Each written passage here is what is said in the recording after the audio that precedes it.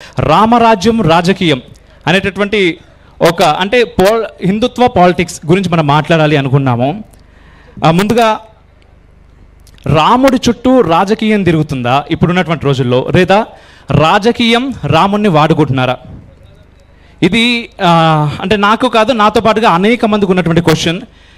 ఈ క్వశ్చన్ నుంచి ఆన్సర్ ముందుగా నేను గురుగారు నాగేశ్వరరావు గారి దగ్గర నుంచి తెలుసుకోవాలనుకుంటున్నాను. రామరాజ్య స్థాపన కొరకే రాముని పేరిట రాజకీయం జరిగితే నేను చాలా సంతోషిస్తాను, నాకేమీ అభ్యంతరం లేదు. కానీ రాజకీయము ధర్మము నా దృష్టిలో రెండు కలిస్తే రాజకీయాలు ధార్మిక స్వభావాన్ని సంతరించుకుంటే చాలా గొప్పది, కానీ ధర్మానికి రాజకీయ స్వభావం అంటుకుంటేనే సమస్య. అందువల్ల రాజకీయము ధర్మము కలిసినప్పుడు రాజకీయాలకు ధార్మిక స్వభావం అంటుకుంటుందా, ధర్మానికి రాజకీయ స్వభావం అంటుకుంటుందా అనేదే మనం ఆలోచించాలి. శ్రీరామచంద్రుడు తండ్రికిచ్చిన మాట కోసం, ధర్మ సంస్థాపన కోసం, దుష్ట శిక్షణ కోసం సింహాసనాన్ని త్యాగం చేసి అరణ్యవాసం చేశాడు. సింహాసనం కొరకు మాత్రం రాముని పేరిట రాజకీయం చేయొద్దన్నదే నా అభిప్రాయం. నిజంగా ధర్మం కొరకు, లోక కళ్యాణం కొరకు, సర్వమానవ సౌభ్రాతృత్వం కొరకు, సమాజంలో ఉన్నటువంటి అట్టడుగునున్న ప్రజల సముద్ధరణ కొరకే రాజకీయం ఏ పేరిట జరిగినా దాన్ని ఆహ్వానించాల్సిందే. అందువల్ల రాజకీయాలు మతము కలిసినప్పుడు ఏది పైచేయి సాధిస్తుందన్నదే సమస్య. రాజకీయం మతం అన్నప్పుడు ఇక్కడ అనేక మతాలు ఉన్నాయి సార్, ముఖ్యంగా మన దేశంలో.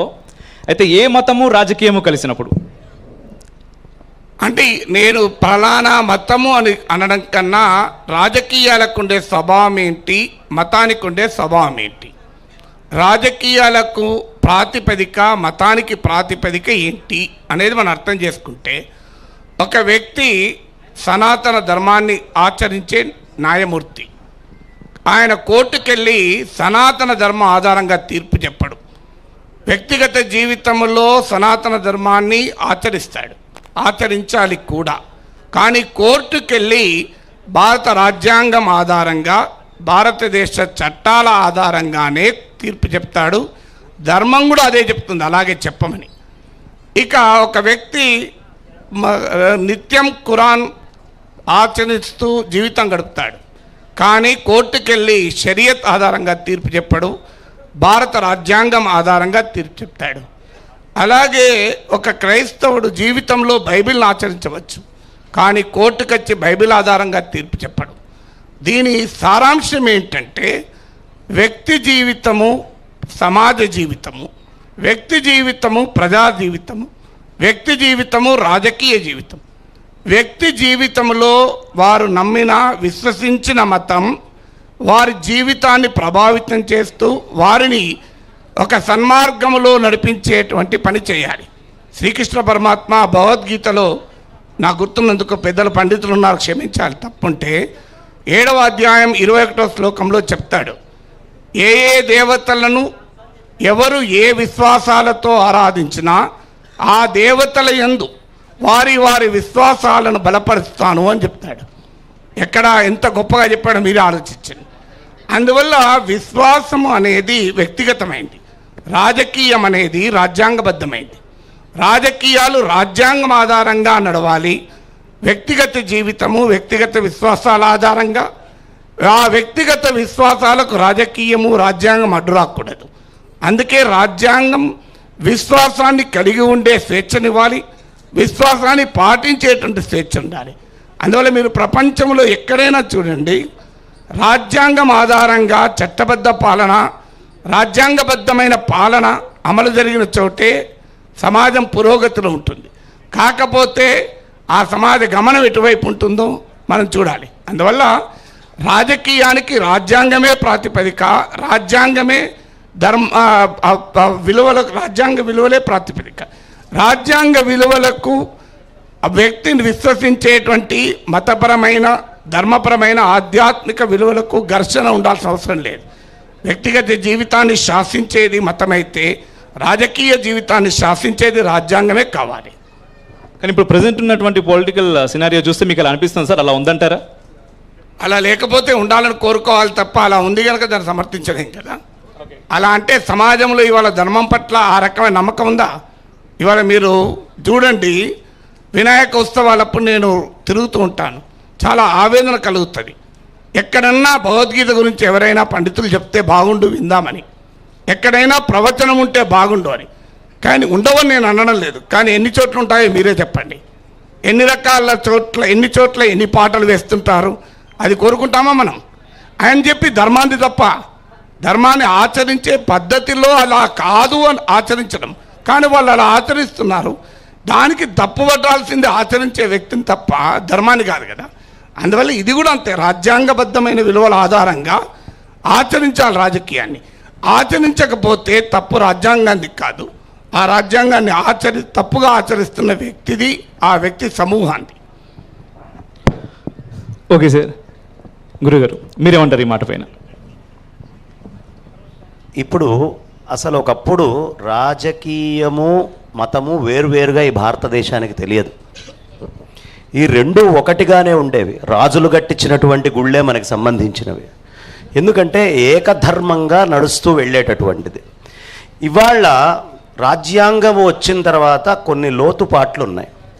అవి ఏమిటయ్యా అంటే, ఈ రాజ్యాంగాన్ని వినియోగించుకొని కొన్ని పక్షాలకు సంబంధించినటువంటి మేధా సంపత్తి కలిగినటువంటి వాళ్ళు ఈ ధర్మాన్ని విచ్ఛిన్నం చేయాలనుకుంటున్నారు రాజకీయాలను వాడుకొని.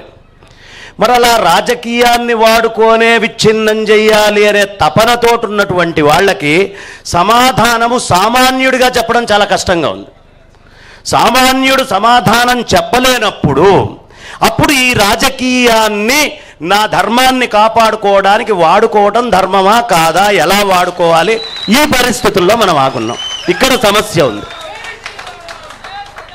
కాబట్టి రాజకీయము అనేటటువంటిది కూడా ధర్మము మీద రాజకీయం దాడి చేస్తే, ధర్మము రాజకీయముతోటే రాజకీయానికి సమాధానం చెప్పాల్సిన పరిస్థితి నెలకొన్నదా లేదా?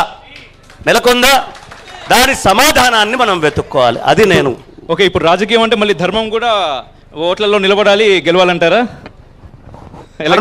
ధర్మము గెలవడం కాదు, ఆ రాజకీయ నాయకులే ఈ ధర్మాన్ని గనక కొంచెమైనా కించిత్తైనా, అన్ని ధర్మాలని సమానంగా చూడండి, కించిత్తైనా దీని పట్ల తేడా చేస్తాము, దీన్ని విభజన చేస్తాము, ఇబ్బంది పెడతాము, కష్టపెడతాము అన్నప్పుడు ఖచ్చితంగా రాజకీయంగా ఏ విధంగా వాళ్ళ బుద్ధి మీద ప్రెషర్ పడుతుందో అలాంటి స్థితిని కల్పించడం అనేది అవసరము. దాన్ని ఒకవేళ మీరు రాజకీయం అంటే రాజకీయం అయినా పర్వాలేదు. ఓకే సార్, నాగేశ్వరరావు గారు, అయితే ఇక్కడ రాజ్యాంగబద్ధంగా మనం హక్కుల గురించి ఒకసారి అనుకుంటే, కోర్టు ముందు ఎవరైనా ఒకటే, అందరూ ఒకటే అని చెప్పేసి ఇప్పుడు మీరు అన్నారు కదా. అయితే common civil code, uniform common civil code UCC ఎందుకు చాలామంది వ్యతిరేకిస్తున్నారు? దానిపైన మీ అభిప్రాయం ఏంటి? అది వ్యతిరేకించడం వాళ్ళని అడగాలి, నన్ను అడిగితే నేనేం చేయగలను? మీ అభిప్రాయం అడుగుతాను. నేనే వ్యతిరేకించడం లేదు, నేను ఉమ్మడి పౌరశక్తి ఉండాలని కోరుకుంటాను. అయితే యూనిఫామ్ సివిల్ కోడ్ ఉండాలి అని గట్టిగా నమ్మే వ్యక్తుల్లో నేను ఒకరిని. అయితే యూనిఫామ్లీ ఈక్వల్ సివిల్ కోడ్ ఉండాలి, యూనిఫామ్లీ అన్ఈక్వల్ సివిల్ కోడ్ ఉండొద్దు. యూనిఫామిటీ అంటే ఏంటి? యూనిఫామిటీ అంటే అర్థం అందరూ పొట్టి వాళ్ళున్నా యూనిఫామే, అందరూ పొడుగైన వాళ్ళున్నా యూనిఫామే, అందరూ మంచి వాళ్ళైనా యూనిఫామే, అందరూ చెడ్డవాళ్ళైనా యూనిఫామే. అందువల్ల యూనిఫామిటీకి ఎప్పుడు కూడా ఆదర్శం కాదు.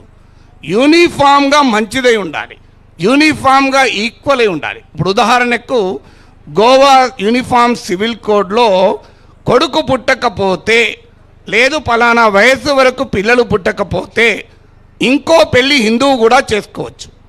ఒక ఆడకూతురు తండ్రిగా నేను అంగీకరిస్తాను దీన్ని.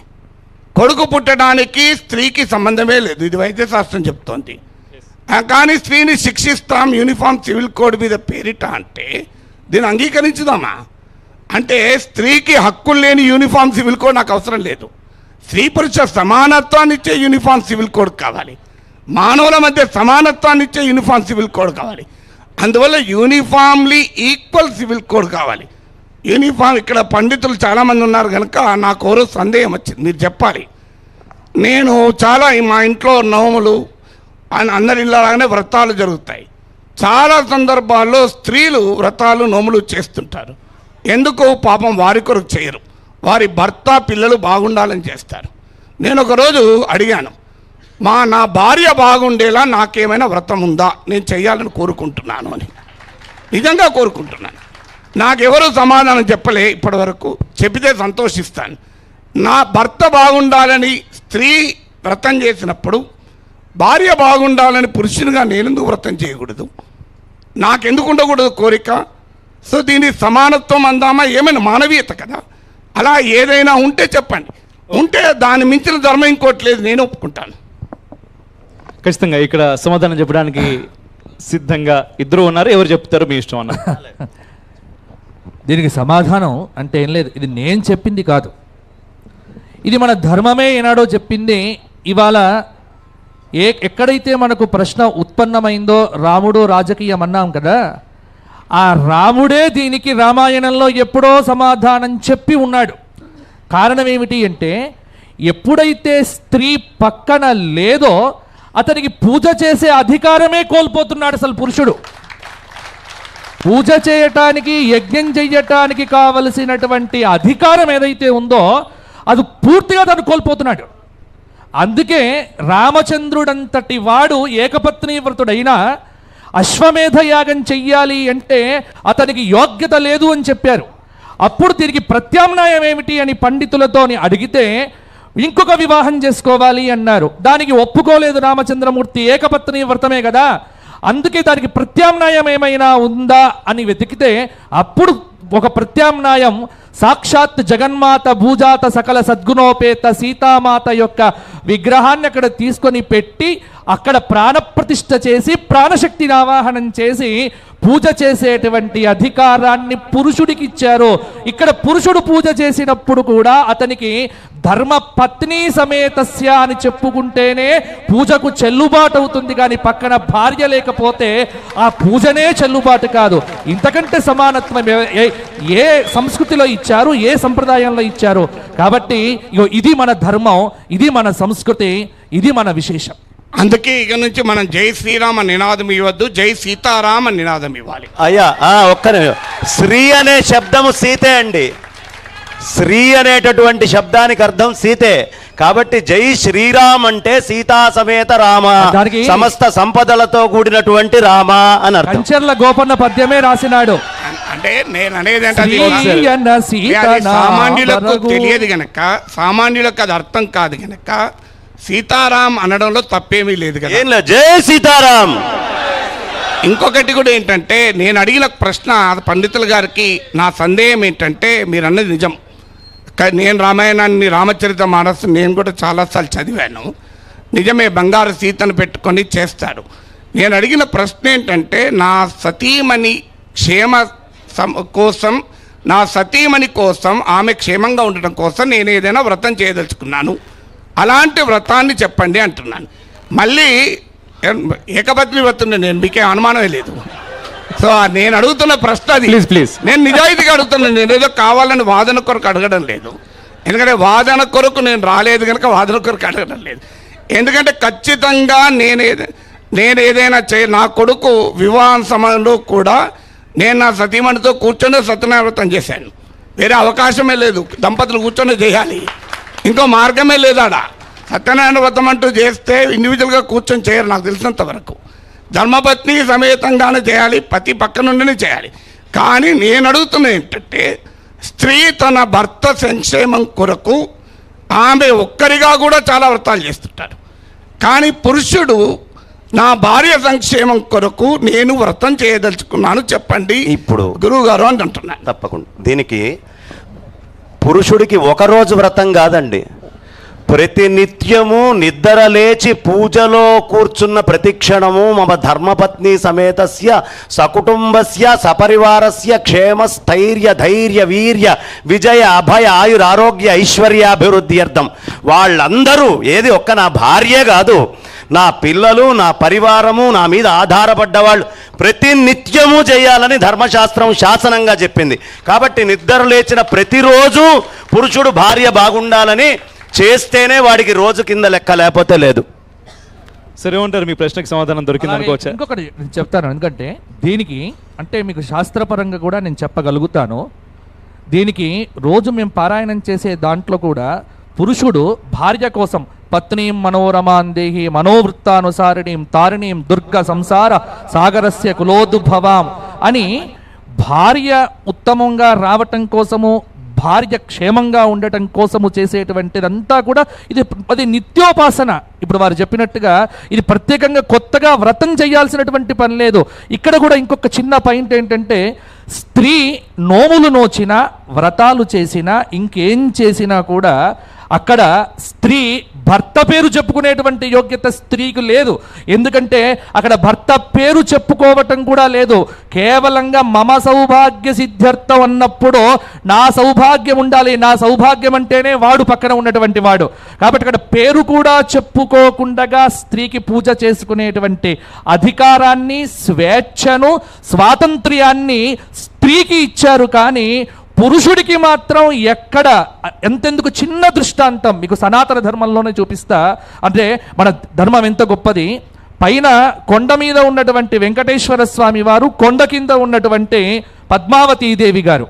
ఈ రెండు బ్రహ్మోత్సవాల్లో మీరు చూడండి, ఒక పైన ఉన్నటువంటి బ్రహ్మోత్సవంలో వెంకటేశ్వర స్వామి వారు ఎప్పుడు బయట సంచారం చెయ్యాలన్నా, ఏ వాహనాన్ని ఎక్కాలన్నా పక్కన ఈవిడను పెట్టుకొనే వాహనం మీద ఎక్కి 20 వాహనాలు ఎక్కి దిగుతాడు. కానీ కొండ కింద కార్తీక మాసంలో ఈ బ్రహ్మోత్సవం చేసుకునేటువంటి పద్మావతీ దేవి 20 వాహనాలు ఎక్కినా ఒంటరిగానే వచ్చేస్తుంది. కానీ పక్కన భర్తను పెట్టుకొని ఎక్కడా కూడా చెయ్యదు. కొండ మీద ఉన్నటువంటి వెంకటేశ్వర స్వామి వారు పైనుంచి కింద ఉన్న అమ్మవారికి సారె తీసుకొని అక్కడ అర్చకులతో సహా వచ్చేస్తారు. కానీ కింద ఉన్నటువంటి అమ్మవారు పైకి ధోతి తీసుకొని మాత్రం వెళ్ళదు. కాబట్టి ఇది సనాతనంగా మన ధర్మంలో వస్తున్నటువంటిదే. కాబట్టి ఆవిడ బాగుండాలి అని పూజ చేసేటువంటి వ్రతం పురుషుడికి అది ఏదో ఒక వ్రతంగా చెప్పలే. కనులు మూసినా తెరచినా అర్ధోవా ఏష ఆత్మనః యత్ పత్ని తను మిథునమనేటువంటి వేదవాక్యం ప్రకారంగా ఆవిడ ఉంటేనే వీడి ఉనికి, వీడి శక్తి, వీడి బతుకు. కాబట్టి ప్రత్యేకం ఏమిటి ఇంకా?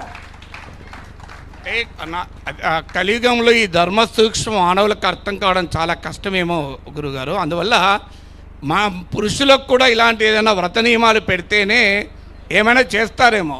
ఎందుకంటే కలియుగంలో ధర్మ సూక్ష్మాలు అంత సులభంగా బోధపడవు కదా. ఓకే, సో ఫైనల్గా మంచి కంక్లూజన్ వచ్చింది దీనికి. సార్, మీరు ఇంతకుముందు మనం అనుకున్నట్టుగా సార్ మాట్లాడారు, రాముడి చుట్టూ రాజకీయం తిరుగుతుందా, రాజకీయం రాముడిని వాడుకుంటుందా అన్నప్పుడు సార్ అభిప్రాయం చెప్పారు. దాన్ని మీరు అంగీకరిస్తున్నారా? మీ అభిప్రాయం ఏంటి? వాస్తవానికి ఈ దేశంలో రాముడి చుట్టూ రాజకీయం తిరగకపోతే మరి ఏం జరగదు. ఎందుకంటే ఈ దేశానికి జాతిపిత చాలామంది అంగీకరించరు, నేను ఆయన్ని జాతిపితగా అంగీకరించను. కానీ జాతిపిత కోరుకున్నది రామరాజ్యం. కాబట్టి రామరాజ్యం అంటే ముందొక్క విషయం చెప్పాలి.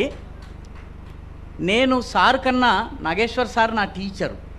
నేను వారి దగ్గర పాఠాలు చదువుకున్నాను. ఈరోజు నేను యూట్యూబ్ ఏదైతే నడిపిస్తున్నానో దానికి ప్రేరణ కూడా వారే. వారు చెప్తేనే నేను యూట్యూబ్ స్టార్ట్ చేశాను. అసలు యూట్యూబ్ అనేది ఒకటి ఉంటుందన్నది కూడా వారి వల్లే తెలిసాను. వారి దగ్గర పాఠాలు నేర్చుకున్నాను. వారికంటే నేను వయసులో పెద్ద, కేవలం వయసులోనే పెద్ద, మిగతా విషయాల్లో సారే పెద్ద. సారు చెప్పినటువంటి విషయాలతో విభేదించేది ఎక్కడ లేదండి. సారు చెప్పేటటువంటి విషయాలు చాలా చాలా స్పష్టంగా నిక్కచ్చిగా చెప్పారు. ఎందుకంటే మతము రాజకీయం కలవకూడదు. మతము రాజకీయము కలిస్తే విధ్వంసం జరుగుతుంది. మతము రాజకీయం కలిస్తే 2 ప్రపంచ యుద్ధాలు వచ్చినాయి. మతము రాజకీయం కలిస్తే క్రూసేడ్లు వచ్చినాయి, మొత్తము యూరప్ రక్తమయమైపోయింది. మతము రాజకీయం కలిస్తే మొత్తము అరేబియా పెనిన్సులా మొత్తము రక్తపాతమైంది. కాబట్టి మతము రాజకీయము కలవకూడదు. పాలకుడు మతము అందరి మీద రుద్దకూడదు. రుద్రమదేవి శైవురాలు, శైవ మతాన్ని పాటించింది.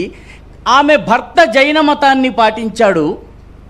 నేను బోధన్కి చెందినవాడు. బోధన్లో ఇప్పుడు ఉన్నటువంటి దేవల్ మసీద్ అని ఏదైతే ఉందో ఆ దేవల్ మసీద్ జైన మందిరం. కాబట్టి మతము రాజకీయంలోకి రాకూడదు. శ్రీకృష్ణదేవరాయలు విష్ణు భక్తుడు, కానీ ఆయన శివ మందిరాల్ని కూడా ప్రోత్సహించారు.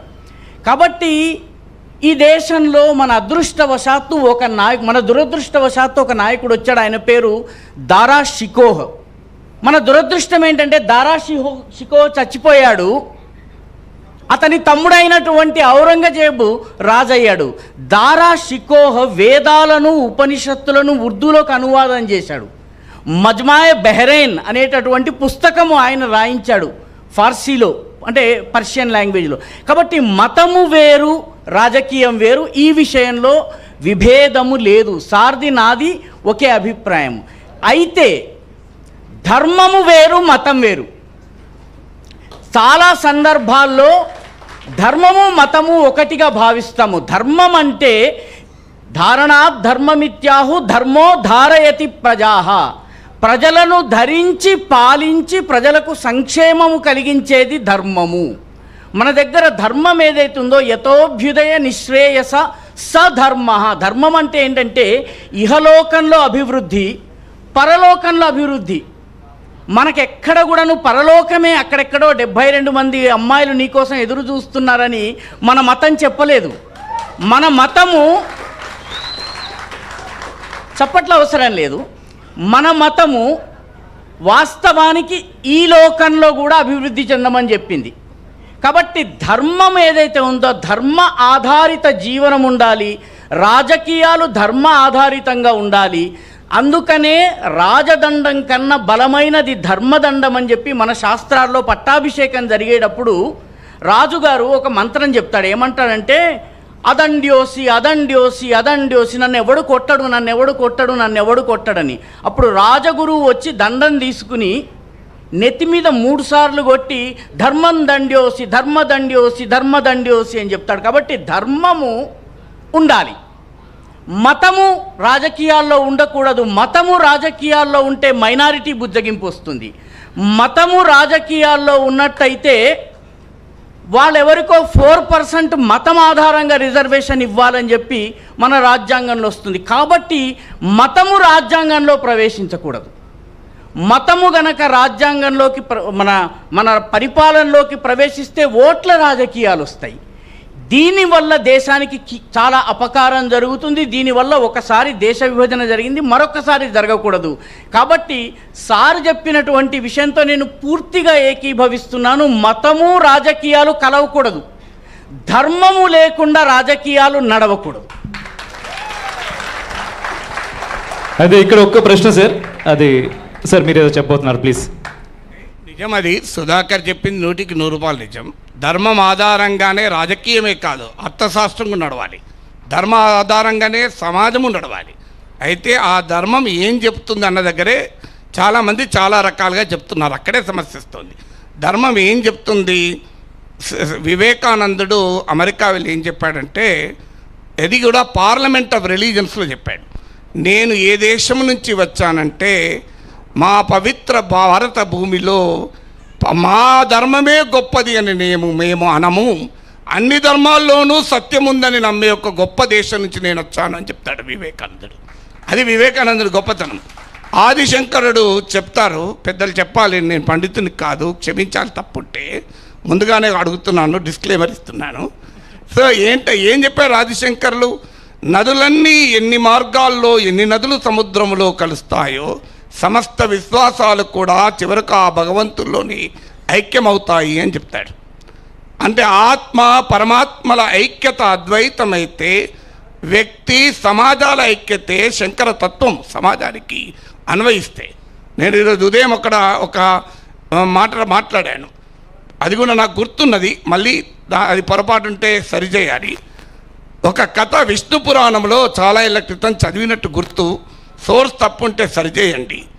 ఒక బాటసారి అడవి ద్వారా వెళ్తుంటాడు, వర్షం పడుతుంటుంది, తలదాచుకోవటానికి అటు ఇటు చూస్తే చిన్న గది కనబడుతుంది. ఆ తలుపు తీసి అక్కడ నిద్రిస్తాడు. ఈలోగా రెండవ బాటసారి అటువైపు వెళ్తాడు. అదే తలుపు తడితే మొదటి బాటసారి ఇది ఒక్కరైతే నిద్రపోవచ్చు, ఇద్దరైతే కూర్చోవచ్చు అని ఆహ్వానిస్తాడు. ఈలోగా మూడవ బాటసారి అటువైపు వెళ్తాడు.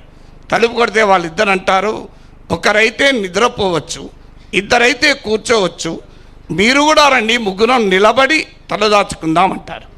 ఇది భారతీయ ధర్మం అంటే, ఇది విశాలమైన భారతీయ ధర్మం. సో అందువల్ల శ్రీకృష్ణ పరమాత్మ భగవద్గీతలో అన్నది నాకు గుర్తు, కరుణతో దయతో ప్రేమతో ఎవరు నన్ను సేవిస్తారో వారే నాకు అత్యంత ప్రీతిపాత్రులు అర్జున అన్నాడు. అందుకే ఎత్ర యోగీశ్వర కృష్ణ తత్ర ధనుర్ధారి అర్జున అని చెప్తారు. ఎందుకంటే యోగీశ్వరుడు అని సంబోధించడంలో ఉద్దేశం ఏంటంటే నీవు కూడా ఇలా జీవించు. అందువల్ల ఒక విద్వేషరహితమైన సమాజ నిర్మాణాన్ని భారతీయ ధర్మం కోరుకుంటుంది. అందుకే భారతదేశం ఇన్ని రకాల భూకంపాలను కూడా తట్టుకొని భారతదేశం ఇలా నిలబడగలిగిందంటే దాని గొప్పతనం అది. అందువల్ల ఇలాంటి సార్వజనీనమైన సార్వత్రికమైన ధర్మాన్ని గనక భారతదేశం అనుసరించినంత కాలం ఆ ధర్మ ఆధారంగా రాజకీయం నడవాలి. ధర్మం ఏం చెప్పింది? ఈశా ఉపనిషత్తులో చెప్పినట్లు జల్లికట్టు తీర్పులో సుప్రీంకోర్టు ఉటంకిస్తుంది. ఈ చరాచర జగత్తులో ఏ జీవరాశికి మరో జీవరాశి పైన ఆధిపత్యం చెలాయించే అధికారమే లేదు అని చెప్తాడు. అన్న మన ధర్మం ఏం చెప్తుంది? ఇంతకుముందు ఈ కార్యక్రమానికి ముందు నేను విన్నాను. ధర్మం ఏం చెప్తుంది? ఈ దేశంలో మీకు ఈ దేశంలో 22 కోట్ల మంది ప్రజలకు రోజుకు సగటున 375 రూపాయల ఆదాయం. ఇది నేను చెప్పింది కాదు, దత్తాత్రేయ హోస్బోలే గారు చెప్పింది, ఆర్ఎస్ఎస్ ప్రతినిధి. 22 కోట్ల మంది భారతీయులకు రోజుకు 375 రూపాయల లోపు ఆదాయం ఉంది. గౌతమ్ అదానీ రోజు ఆదాయం 1600 కోట్లు. ఇది ధర్మం అంగీకరిస్తుందా అని నాకు ప్రశ్న. ఈ రకమైన అర్థశాస్త్రాన్ని ధర్మం అంగీకరిస్తుందా? ఈ అర్థశాస్త్రాన్ని ధర్మం నాకు తెలిసినంత వరకు హైందవ ధర్మము ఎట్టి పరిస్థితుల్లో అంగీకరించదు. సో అందువల్ల ధర్మం సమానత్వాన్ని కోరుకుంటుంది, ధర్మం సౌభ్రాతృత్వాన్ని కోరుకుంటుంది. అందుకే అది ధర్మం అంటారు. దాని ధర్మం అనడానికి కారణం అది. ఒక విషయము స్పష్టం చేయదలుచుకున్నాను. సారు వివేకానందుడి ప్రసంగం గురించి ప్రస్తావించారు. వివేకానందుడు ఉపయోగించిన పదము రిలీజియన్. రిలీజియన్ ఈజ్ మతము. దాని కరెక్ట్ అనువాదము మతము, ధర్మము కాదు. మన దేశంలో అన్ని సమస్యలకి కారణం ఏంటంటే రిలీజియన్ని ధర్మంగా అనువాదం చేయటం వల్ల వచ్చింది. ఇందాక సార్ చెప్పినటువంటి విషయమే, రిలీజియన్ ఈజ్ మతము, నాట్ ధర్మము. ధర్మము అనేది వే ఆఫ్ లైఫ్, జీవన విధానమే ధర్మము. ఇది ఈ కన్ఫ్యూజన్ వల్ల మనకి సమస్య వస్తుంది. సార్ చెప్పినటువంటి ఏదైతే ఆర్థిక పరమైనటువంటి తేడాలు ఏవైతే ఉన్నాయో, ఆర్థిక పరమైనటువంటి తేడాలు, సామాజికమైన తేడాలు నిర్మూలిస్తామని చెప్పినటువంటి ఏ సిద్ధాంతం ఇంత మటుకు నిర్మూలించలేదు. ఆర్థికమైనటువంటి తేడాలను నిర్మూలిస్తామని చెప్పినటువంటి రష్యాలో కమ్యూనిస్టు పాలకులు వాళ్ళ అద్భుతమైనటువంటి విల్లాలు కట్టుకున్నారు, వాటిని డచ్చాలు అని చెప్పేవాళ్ళు. ఇప్పుడైతే అసలు ఆ కమ్యూనిజమే లేదు, ఆ పరిస్థితే లేదు. కాబట్టి ఈ ఆర్థిక అసమానతల నిర్మూలనకు సంబంధించి వాస్తవానికి హిందూ సమాజము చెప్పేది ఏంటంటే సమరూపత కాదు, మనము ఏకాత్మతను కోరుకుంటున్నాము. సమరూపత కాదని, అందరూ ఒకేలాగా ఉండాలి, అందరూ ఒకే రకంగా ఉండాలని కోరుకోవడం లేదు. వేర్వేరు ఆర్థిక స్థితిగతులు ఉండవచ్చు. నాకు నెలకి 1,00,000 రూపాయలు రావచ్చు, ఒకరికి నెలకి 10 లక్షలు రావచ్చును. కానీ మన అందరికీ ధర్మము ఒకటే ఉంటుంది. దీనిలో మనకున్నటువంటి వనరుల్లో మనము పైకి వెళ్ళేట్టుగా సామాజికంగా ధార్మికంగా ఎలా ప్రయత్నించాలి అన్నది మనం చూడాలి. ఆర్థికమైనది ప్రొవైడ్ చేయవలసినటువంటి వాడు రాజు. నిజానికి రాజు బాధ్యత ఏంటంటే ప్రజలకు కావలసినది ఇవ్వగలగడం. యోగక్షేమం ఏదైతే ఉందో అది రాజు బాధ్యత. ఎందుకంటే మనకు భగవద్గీతలో కూడా చెప్పారు, 10వ అధ్యాయంలో చెప్తారు, నరాణాంచ నరాధిప, నరులలో నరాధిపులలో నేనున్నాను. కాబట్టి రాజు ఎవరైతే ఉన్నారో he has to provide for the people. So ఇది మనము ఆర్థికంగా అడానీ ఇంత సంపాదించాడు కాబట్టి అంటే అడానీ ముందు కిందకి దించేసేసి మనతో పాటు నెలకి 375 రూపాయలు రోజుకి సంపాదించుకునే స్థాయికి మనం తేలేము. కాబట్టి మిగతా వారి జీవన స్థితిగతుల్ని ఎలా ఉన్నతము చేయాలి, దానికి మన దగ్గర పాతకాలంలో సామాజిక వ్యవస్థ ఉండేది. దురదృష్టవశాత్తు అది చెదిరిపోయింది. చెదిరిపోయిన కారణంగా మనం ఈరోజు సమస్య అనుభవిస్తున్నాం. అది తిరిగి రాదు. మీకు చిన్న ఉదాహరణ చెప్తాను. ఒక పిల్లవాడు పుట్టాడు. పుట్టగానే ఆ మాయ యామ్నియాటిక్ ఫ్లూయిడ్ ఏదైతే వస్తుందో దాన్ని పట్టడానికి కుండ కావాలి, కుండ కావాలంటే కుమ్మరి కావాలి. ఆ తర్వాత బొడ్డుతాడు కోయాలంటే ఆ రోజుల్లో మెటల్తో కోసేవాళ్ళు కాదు, వాళ్ళు కోసేది వాస్తవానికి ఒక షార్ప్ వెదురుతో కోసేవాళ్ళు. కాబట్టి మీకు మేదరి కావాలి. ఆ తరువాత మీకు కొత్త వస్త్రాలు కావాలి కాబట్టి పద్మశాలి కావాలి, నేతగాడు కావాలి. ఆ తరువాత పిల్లవాడికి పేరు పెట్టాలి, వాడి గ్రహ నక్షత్రాలు చూడాలి కాబట్టి పంతులు గారు కావాలి. మనిషి చచ్చిపోయినప్పుడు పాడెగట్టడానికి మేదరి కావాలి, ముఖాగ్ని తీసుకెళ్ళటానికి కుమ్మరి కావాలి, అదేవిధంగా మంత్రాలు చదవడానికి బ్రాహ్మణుడు కావాలి, తెల్ల వస్త్రం వేయడం కోసము మళ్ళీ నేతగాడు కావాలి. కాబట్టి మన సమాజం ఇలా ఉండేది. ఇప్పుడు ఆ సమాజం తిరిగి రాదు. కానీ ఆ రకమైన వ్యవస్థకు మనం వెళ్ళగలమా అన్నది మనము ఆలోచించాలి. అందరూ కలిసి జీవించగలిగేటటువంటి వ్యవస్థ సార్ నోముల ప్రస్తావన తీసుకొచ్చారు. మనకు ఒక నోము ఉంది, దాని పేరు లక్షవర్తి నోము, కరెక్ట్ అనుకుంటాను. ఈ లక్షవర్తి నోములో ఏంటంటే ఒక 10 రకాల స్వీట్లు 10 కిలోల చొప్పున చేసేసి ఇంట్లో పొద్దున్నుంచి సాయంత్రం అయిపోయే లోపల వాటిని ఒక్క స్వీటు బయటకు వెళ్ళకూడదు, ఉన్నవన్నీ తినేయాలి. దీని అర్థం ఏంటండి? కేవలం నేను బ్రాహ్మణులను మాత్రమే పిలిస్తే ఆ స్వీట్లు ఖతం కావు. సమాజంలో ఉన్నటువంటి ప్రతి వ్యక్తిని, ఒరే నీ ఫ్రెండ్ని పిలుచుకునిరా, నీ మిత్రుని పిలుచుకునిరా, బంధువుల్ని పిలువు, మొత్తానికి సాయంత్రం చీకటి పడే లోపల ఒక్క స్వీటు మిగలకూడదు, ఒక్క స్వీటు బయటకు వెళ్ళకూడదు. లక్షవర్తి నోమిది. ఇందులో మొగుడి యొక్క ఆరోగ్యము ఇంకొకటి ఏమీ లేదండి. దీనిలో మొత్తం వచ్చిన స్వీట్లు ఊరందరికీ పంచటము, నా ఇంటిలోకి రప్పించి పంచటం. కాబట్టి ఈ సొసైటీలోకి మనము తిరిగి వెళ్ళగలిగేటటువంటి ప్రయత్నం మనము చేయవలసిన అవసరం ఉంది. ఇందాక ఇంకొక విషయం చెప్పి నేను ముగిస్తాను. ఇందాక సార్ ఒక చాలా చక్కటి ప్రశ్న వేశారు, పురుషులకు ఏమన్నా నోములు ఉన్నాయా అని. ఈ ప్రశ్న స్వామి వివేకానందని అమెరికాలో అడిగారండి. అమెరికాలో అమెరికన్లు స్వామి వివేకానందని అడిగారు, ఏమండి మీ దేశంలో ఆడవాళ్ళకి మంచి మొగుడు కావాలని బోలెడు నోములు ఉన్నాయి, మగవాళ్ళకి నోములు ఎందుకు లేవు అని అడిగారు. 1892వ సంవత్సరంలో అడిగిన ప్రశ్న. స్వామి వివేకానంద ఏం జవాబు చెప్పారంటే, మా దేశంలో ప్రతి మహిళ లక్ష్మీ స్వరూపురాలు, పార్వతీ స్వరూపురాలు. There can be a bad man but then can never be a bad woman in India. కాబట్టి మాకు మగవాళ్ళకి నోములు అవసరం లేదు అని చెప్పారు స్వామి వివేకానంద.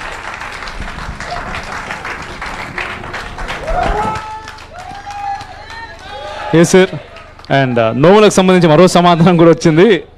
ఏ సార్, మీరు వారు ఇందాక చెప్పేటప్పుడు నేను అన్నదేమిటి, ఈ మతము అనేటటువంటిది అందరినీ సమానంగానే చూడాలి. కానీ అలా చూడనటువంటి పరిస్థితి రాజకీయాలలోకి వచ్చినప్పుడు ధర్మాన్ని కోల్పోవటమా, ధర్మ రక్షణ కోసం అందులోకి వెళ్ళాల్సిన పరిస్థితి, తప్పని పరిస్థితి కల్పించినప్పుడు ఏం చేయాలి? ఆ సమాధానము మరి రాకూడదనేది అందరూ చెప్పేటటువంటి మాట. ఎస్ ఖచ్చితంగా. ఎందుకంటే ఇంతకుముందు సార్ ఒక కథ కూడా చెప్పారు, ఏంటి ఒకరినైతే పడుకొని, ఇద్దరమైతే కూర్చొని, ముగ్గురమైతే నిలబడిపోతామని. కానీ మొదటివాడు రాగానే మీ ఇద్దరిని వేసేసి నేనే దీన్ని తీసుకొని పోతా అన్నప్పుడు మనం ఏం చేయాలి సార్? ఎందుకంటే ఇప్పుడు పరిస్థితులు బయట చూస్తే అట్లాంటి పరిస్థితులే కనబడుతున్నాయి సార్. దానికోసం మీ సమాధానం కావాలి సార్ మాకు. అంటే అలా ఒక తప్పు జరిగినప్పుడు దానికి పరిష్కారం మరో తప్పును సరిచేయడమే. అందువల్ల ఏ మతాన్ని బుజ్జగించి ఎలా సరి చేయాలని అదే చెప్పే, దానికి రాజ్యాంగమే పరిష్కారం. రాజ్యాంగం ఎక్కడ ఒక మతాన్ని బుజ్జగించమని ఎక్కడ చెప్పలేదు. చెప్పితే రాజ్యాంగాన్ని మార్చుకోవాలి, ఏముంది అందులో. అందువల్ల చేస్తున్నది అదే, అది తప్పనే అంటున్నాం కదా. రాజ్యాంగం మార్చాల్సింది ఎవరు? రాజకీయ నాయకులు. అది వాళ్ళ మీద ప్రెషర్ తీసుకురావాలి. ఇది తెలియదు కావచ్చు.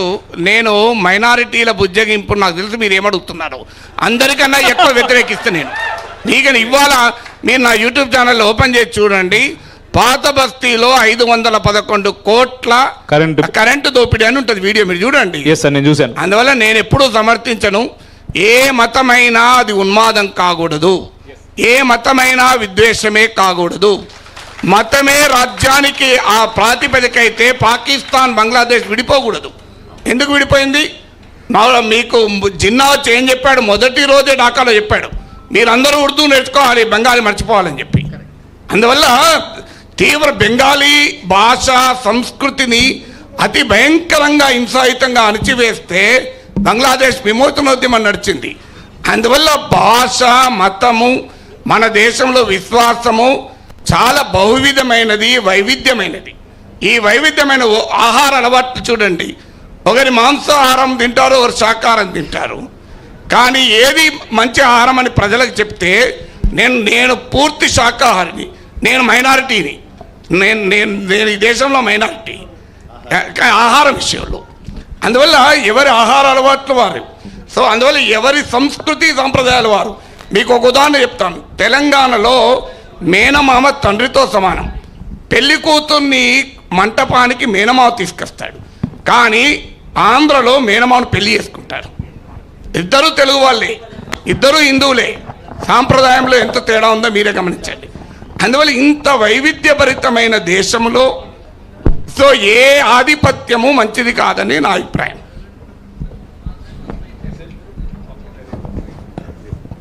అయితే నాది ఇంకొక ప్రశ్న సార్. ఇంతకుముందు పరిపాలన అనేది మతం ఆధారంగా కాదు, ధర్మం ఆధారంగా జరగాలి, ధర్మం అని చెప్పేసి అందరూ మాట్లాడుతున్నారు. అయితే ఇప్పుడు అయోధ్య నిర్మాణం ని కొంతమంది వ్యతిరేకిస్తున్నారు, చాలామంది స్వాగతిస్తున్నారు అని నేను అనుకుంటున్నాను.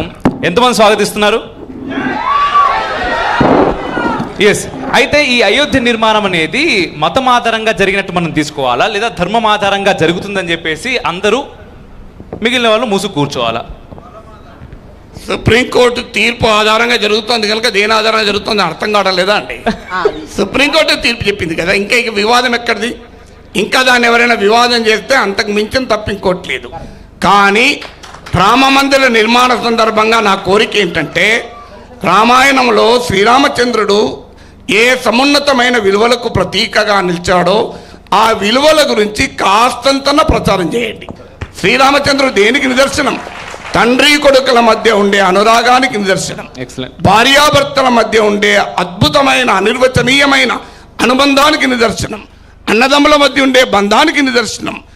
ఆయన ఎంత గొప్పవాడంటే ప్రజలకు రాజుకు ఉండాల్సిన సంబంధానికి నిర్వచనం. శ్రీరామ్ ఇవాళ ఆధునిక సమాజంలో కొరబడుతున్న అనేక విలువలకు మర్యాద పురుషోత్తమంలో మనకు కనబడతాయి. మనం ఇది చెప్తున్నాం ఎక్కడన్నా? మనం ఇది కదా చెప్పాల్సింది. ప్రజలకు రాముని మార్గాన్ని నడిపించే పని చేయండి. సో రామునిలాగా భార్యను గౌరవించడం నేర్పుదాం, రామునిలాగా భార్యను ప్రేమించడం నేర్పుదాం, రామునిలాగా అన్నదమ్ములతో ప్రేమగా ఉండడం నేర్పుదాం. కోర్టులోకి ఆస్తుల కొరకు కేసులు వేసుకుంటూ కాదు. రామునిలాగా తండ్రిని గౌరవించడం నేర్పుతాం. తండ్రి అయితే అప్పటి విలువలు ఇప్పుడు ఉంటాయా సార్ అని మీరు అనొచ్చు. కొంత మార్పు ఉంటుంది. ఇప్పుడు మా నాన్నగారు ఉన్నంత కాలం, సుధాకర్ గారు కూడా తెలుసు, మా ఇంటికి వచ్చేవారు. మా నాన్నతో విభేదించేవాళ్ళం, ప్రశ్నించేవాళ్ళం. ఒక దశ వచ్చాక నాన్న చెప్తే ఊరుకునే వాళ్ళం. ఒక దశ వరకే. ఇక ఆ దశ దాటిందంటే నోరు మూసుకొని కూర్చోవాల్సిందే. ఎందుకంటే నాన్న తప్పని అనేవాళ్ళం, వెనకాలపై అమ్మతో చెప్పేవాళ్ళం. కానీ నాన్నను మాత్రం ఎదిరించేవాళ్ళం కాదు. అది గొప్పతనం. ఇప్పటికీ మా అన్నయ్య అమెరికాలో ఉంటాడు. మా అన్నయ్య గర్వంగా చెప్పుకుంటాడు, నా తమ్ముడు ఎంత పాపులర్ అయినా చివరకు నా మాట వింటాడు అని. వింటాడు అంటే ఆచరిస్తానని కాదు, వింటాను, ఎదురు చెప్పను. ఎందుకో దశ దాటితే ఎదురు చెప్పను. అన్నయ్య అంతే సాధిస్తానని చెప్పక్క జరుగుతాను, కానీ నువ్వెంత అని అనము. అది అన్నదమ్ముల అనుబంధం అంటే, అది భార్యాభర్తల అనురాగం అంటే. అందువల్ల ఆ రకమైనటువంటి జీవితాన్ని గడపాలి. అది మనం ఈరోజు రామమందిర నిర్మాణం మరికొద్ది రోజుల్లో జరుగుతోంది కనుక మనం అందరము కంకణం కట్టుకొని ఒక్కరము కనీసం ఒక 10 ఇళ్లకు పోయి శ్రీరాముడు ఏ మహోన్నతమైన మానవీయ విలువలకు ప్రతీక అది చెప్తాం. దురదృష్టం ఏంటంటే అది ఏమీ లేకుండా మనం నినాదాలు ఇస్తే సరిపోదు. నినాదాలు ఇవ్వాలి, తప్పేం లేదు, నినాదం ఇవ్వద్దని కాదు. కానీ నినాదం కన్నా విధానం విలువైంది, నినాదం కన్నా మార్గం విలువైంది. అందువల్ల ఇంత ఉత్తేజంతో నినాదాలు ఇస్తున్నా మీకు నా విజ్ఞప్తి ఏంటంటే, ఇంతకన్నా శతసహస్ర రకాల ఉత్తేజంతో వెళ్ళి 100 మంది ఇళ్ళకి చెప్దాం శ్రీరాముడి గొప్ప విలువలకు ప్రతీక. మీరు కూడా చేయండి. ఈ విలువల్ని మీరు వేరే మతస్థులు కూడా చెప్పచ్చు, వాళ్ళు కూడా అభ్యంతరం చెప్పరు. ఎవరు అభ్యంతరం చెప్తారు? ఈ విలువలు వద్దన్నట్టు వాళ్ళు ఎవరన్నా సమాజంలో ఉంటారా? అందువల్ల ఆ ప్రయత్నం చేద్దాం.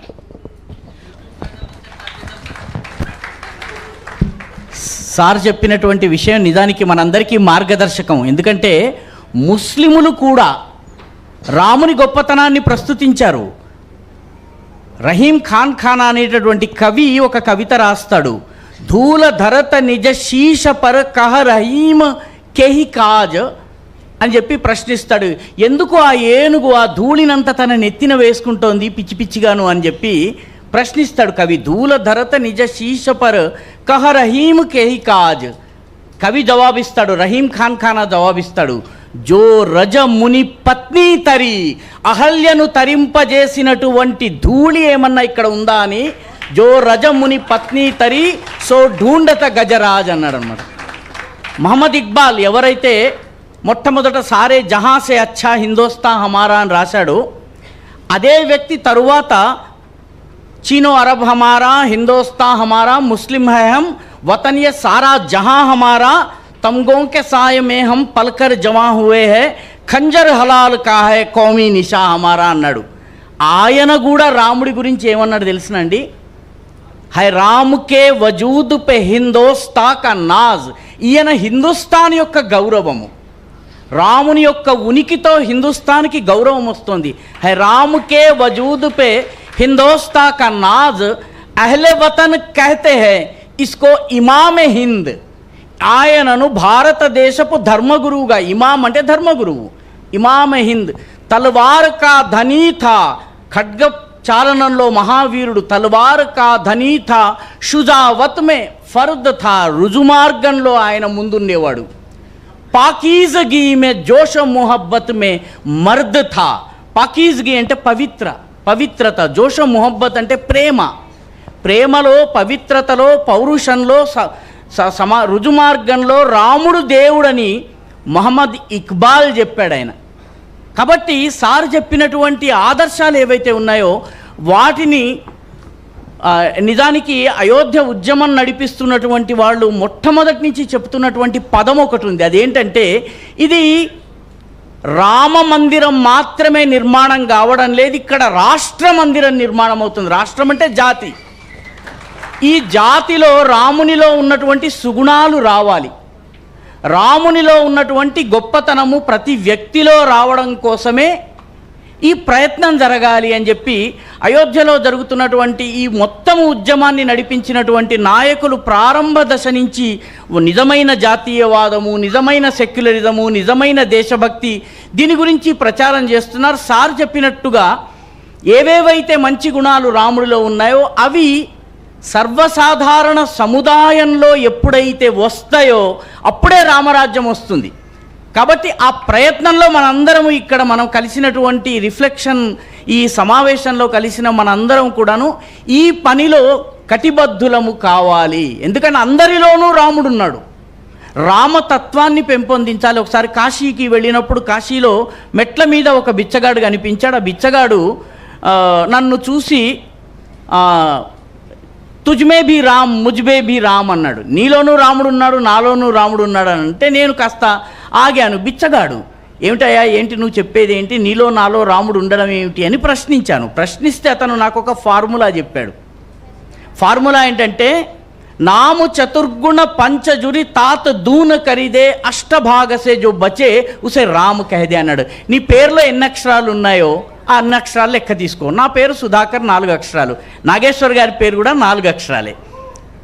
నాము చతుర్గుణ 4తో గుణకారం చేయండి, 4 × 4 16, పంచజురి దానికి 5 కలపండి 21, తాత్ దూన్ ఖరీదే దాన్ని డబుల్ చేయండి 42, అష్టభాగసే 8తో భాగారం చేయి, 8తో భాగాహారం చేసినట్టయితే మిగిలేవి ఎన్ని, శేషము 2.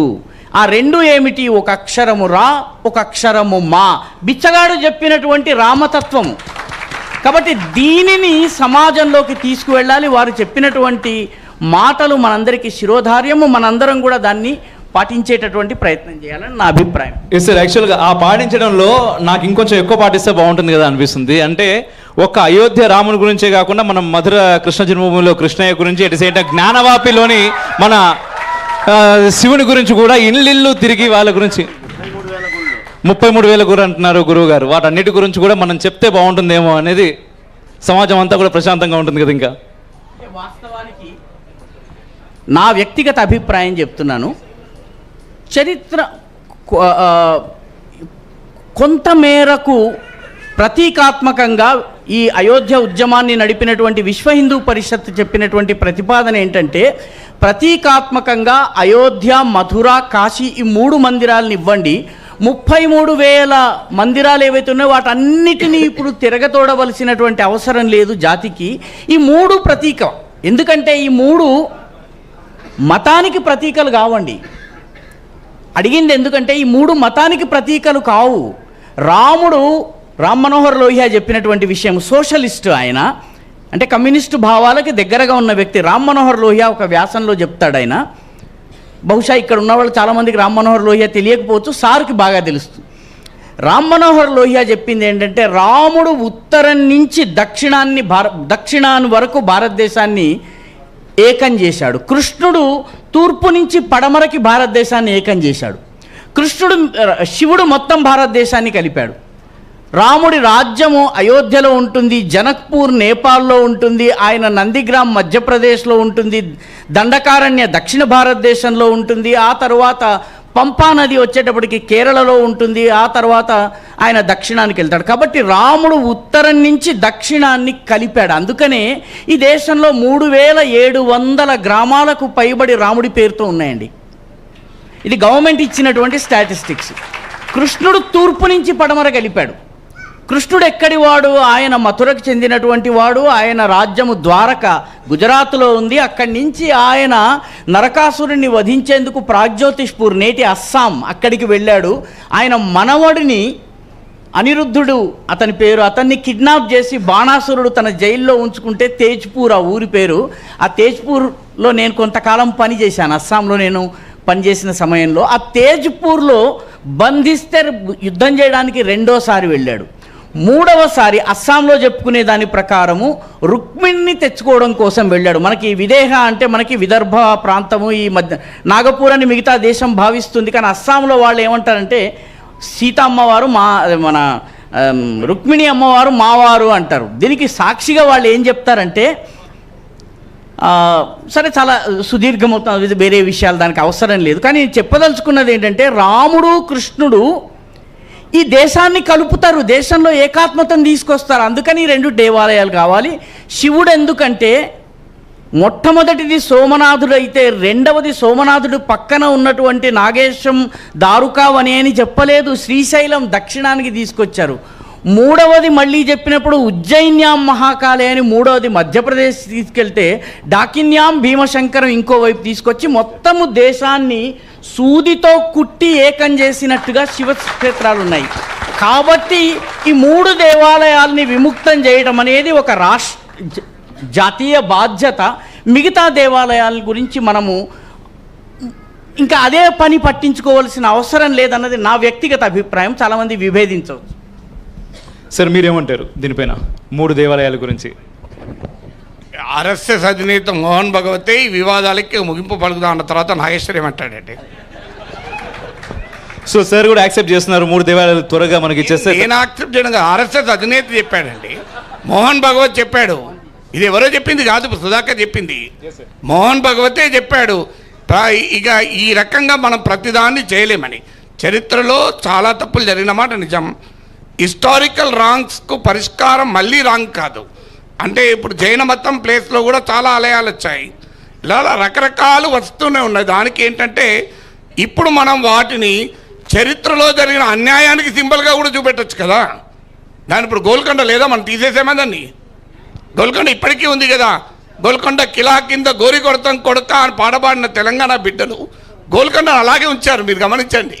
అందువల్ల అల్టిమేట్గా మానవీయ విలువలు అన్నిటికన్నా గొప్పవి. ఇప్పుడు అందరిలోనూ రాముడు ఉంటే ఇక మూకదాడులు ఎందుకుంటాయి? నో మాబ్ లించింగ్ కదా, ఇక అవకాశమే లేదు కదా. అందరిలో రాముడు ఉన్న తర్వాత ఆ తత్వం నిజంగానే వస్తే సమాజం ఇలా ఉండదు, సమాజం చాలా గొప్పగా ఉంటుంది. Sir, lack of education. ఇప్పుడు ఈ మొత్తం ఈ సెషన్లో నేను సీనియర్ జర్నలిస్ట్ సార్, ఒక 16 ఏళ్ళుగా జర్నలిజంలో ఉన్నాను. మొదటి నుంచి ఆసక్తిగా మీ అందరికీ చెప్పాలనుకున్నాను, అడగాలనుకున్నది ఇదే. ల్యాక్ ఆఫ్ ఎడ్యుకేషన్ ఉంది, ల్యాక్ ఆఫ్ రైట్ ఎడ్యుకేషన్ ఉంది. పై స్థాయిలో ఉంది, కింద స్థాయిలో ఉంది. మన రాజ్యాంగం నిర్మాణం అయ్యింది కూడా ఎన్నో ఇతర దేశాల రాజ్యాంగాల్ని పరిశీలించి పరిగణించి తయారు చేశారు. కాబట్టి ఇందులో మన ధర్మం ఎక్కడా కూడా కనిపించలేదు. మన రాజ్యాంగంలో ఉన్న అన్ని సంక్షిప్తంగా చూస్తే ధర్మం గురించి ఒకటో రెండో లైన్లో ఉంటాయి. అందుకని మన దేశంలో అన్ని విధాలుగా అసమానతలు ఉన్నాయి. ఆర్థిక అసమానతలు ఉన్నాయి, కులాధారిత అసమానతలు ఉన్నాయి, మతాధారిత అసమానతలు ఉన్నాయి. రాజ్యాంగాన్ని మార్చుకునే అవసరం వచ్చింది అనేది నా అభిప్రాయం. దీన్ని అంటే సమాజ స్థితిగతుల్ని ఒక 100 ఏళ్ళు 200 ఏళ్ళ తర్వాత భారతదేశం ఎలా ఉండాలని నిర్దేశించే విధంగా రాజ్యాంగం వెళ్ళాలనేది నేను కోరుకుంటున్నాను సార్. దీనికి మీరు సమాధానం ఏంటి? రాజ్యాంగాన్ని చాలాసార్లు మార్చుకున్నామండి, మీకు తెలిసే ఉంటుంది. 100కు పైగా మార్చుకున్నాం, సవరణలు చేశాం. రాజ్యాంగాన్ని మార్చుకోవాలా మార్చుకోకూడదు అంటే మీరు ఎలా మార్చుకోవాలి అని చెప్తారో తెలిస్తే నేను చెప్పగలను. రాజ్యాంగంలో మార్పు చేసి స్వేచ్ఛ లేని రాజ్యాంగం నిర్మిస్తానంటే నేను వ్యతిరేకిస్తాను. రాజ్యాంగాన్ని మార్చి స్వేచ్ఛను కల్పిస్తానంటే స్వాగతిస్తాను. అందువల్ల రాజ్యాంగం మార్చడమా మార్చకపోవడం అనేది కాదు, అది ఏ రకంగా మారుస్తా ఉన్న దానిపైన ఆధారపడి ఉంటుంది. మార్పు అనేది ఎటువైపైనా ఉండవచ్చు కదా. అందువల్ల దానిపైన మరొక సందర్భంలో వేదిక పెట్టి ఏం మార్చాలని మీరు కోరుకుంటున్నారో తెలిస్తే ఆ మార్పులు మంచివా కాదా అని చెప్పగలుగుతాను. అందువల్ల మార్పు ఏది అని తెలియకుండానే మార్చాలా వద్దా అని చర్చ పెడితే దానికి ఆన్సర్ ఉండదు కదా. సార్ అలానే ఇంకో ప్రశ్న సార్ నాగేశ్వరరావు గారు మీకు. సార్ ఈ దేశంలో అందరికంటే ఎక్కువ భూమి ఉంది, ఒకటి రైల్వే, తర్వాత ఆర్మీ, ఆ తర్వాత వక్ఫ్ బోర్డ్. ఇందాక మీరు మాట్లాడుతూ రోజుకి 372 రూపాయలు చిల్లర ఎంతో ఒక మనిషి సంపాదిస్తున్నాడు, అదాని కొన్ని వేల కోట్లు సంపాదిస్తున్నాడు అని. మరి వక్ఫ్ బోర్డ్కి ఎందుకు సార్ అన్ని ఎకరాల ల్యాండ్ ఉంది?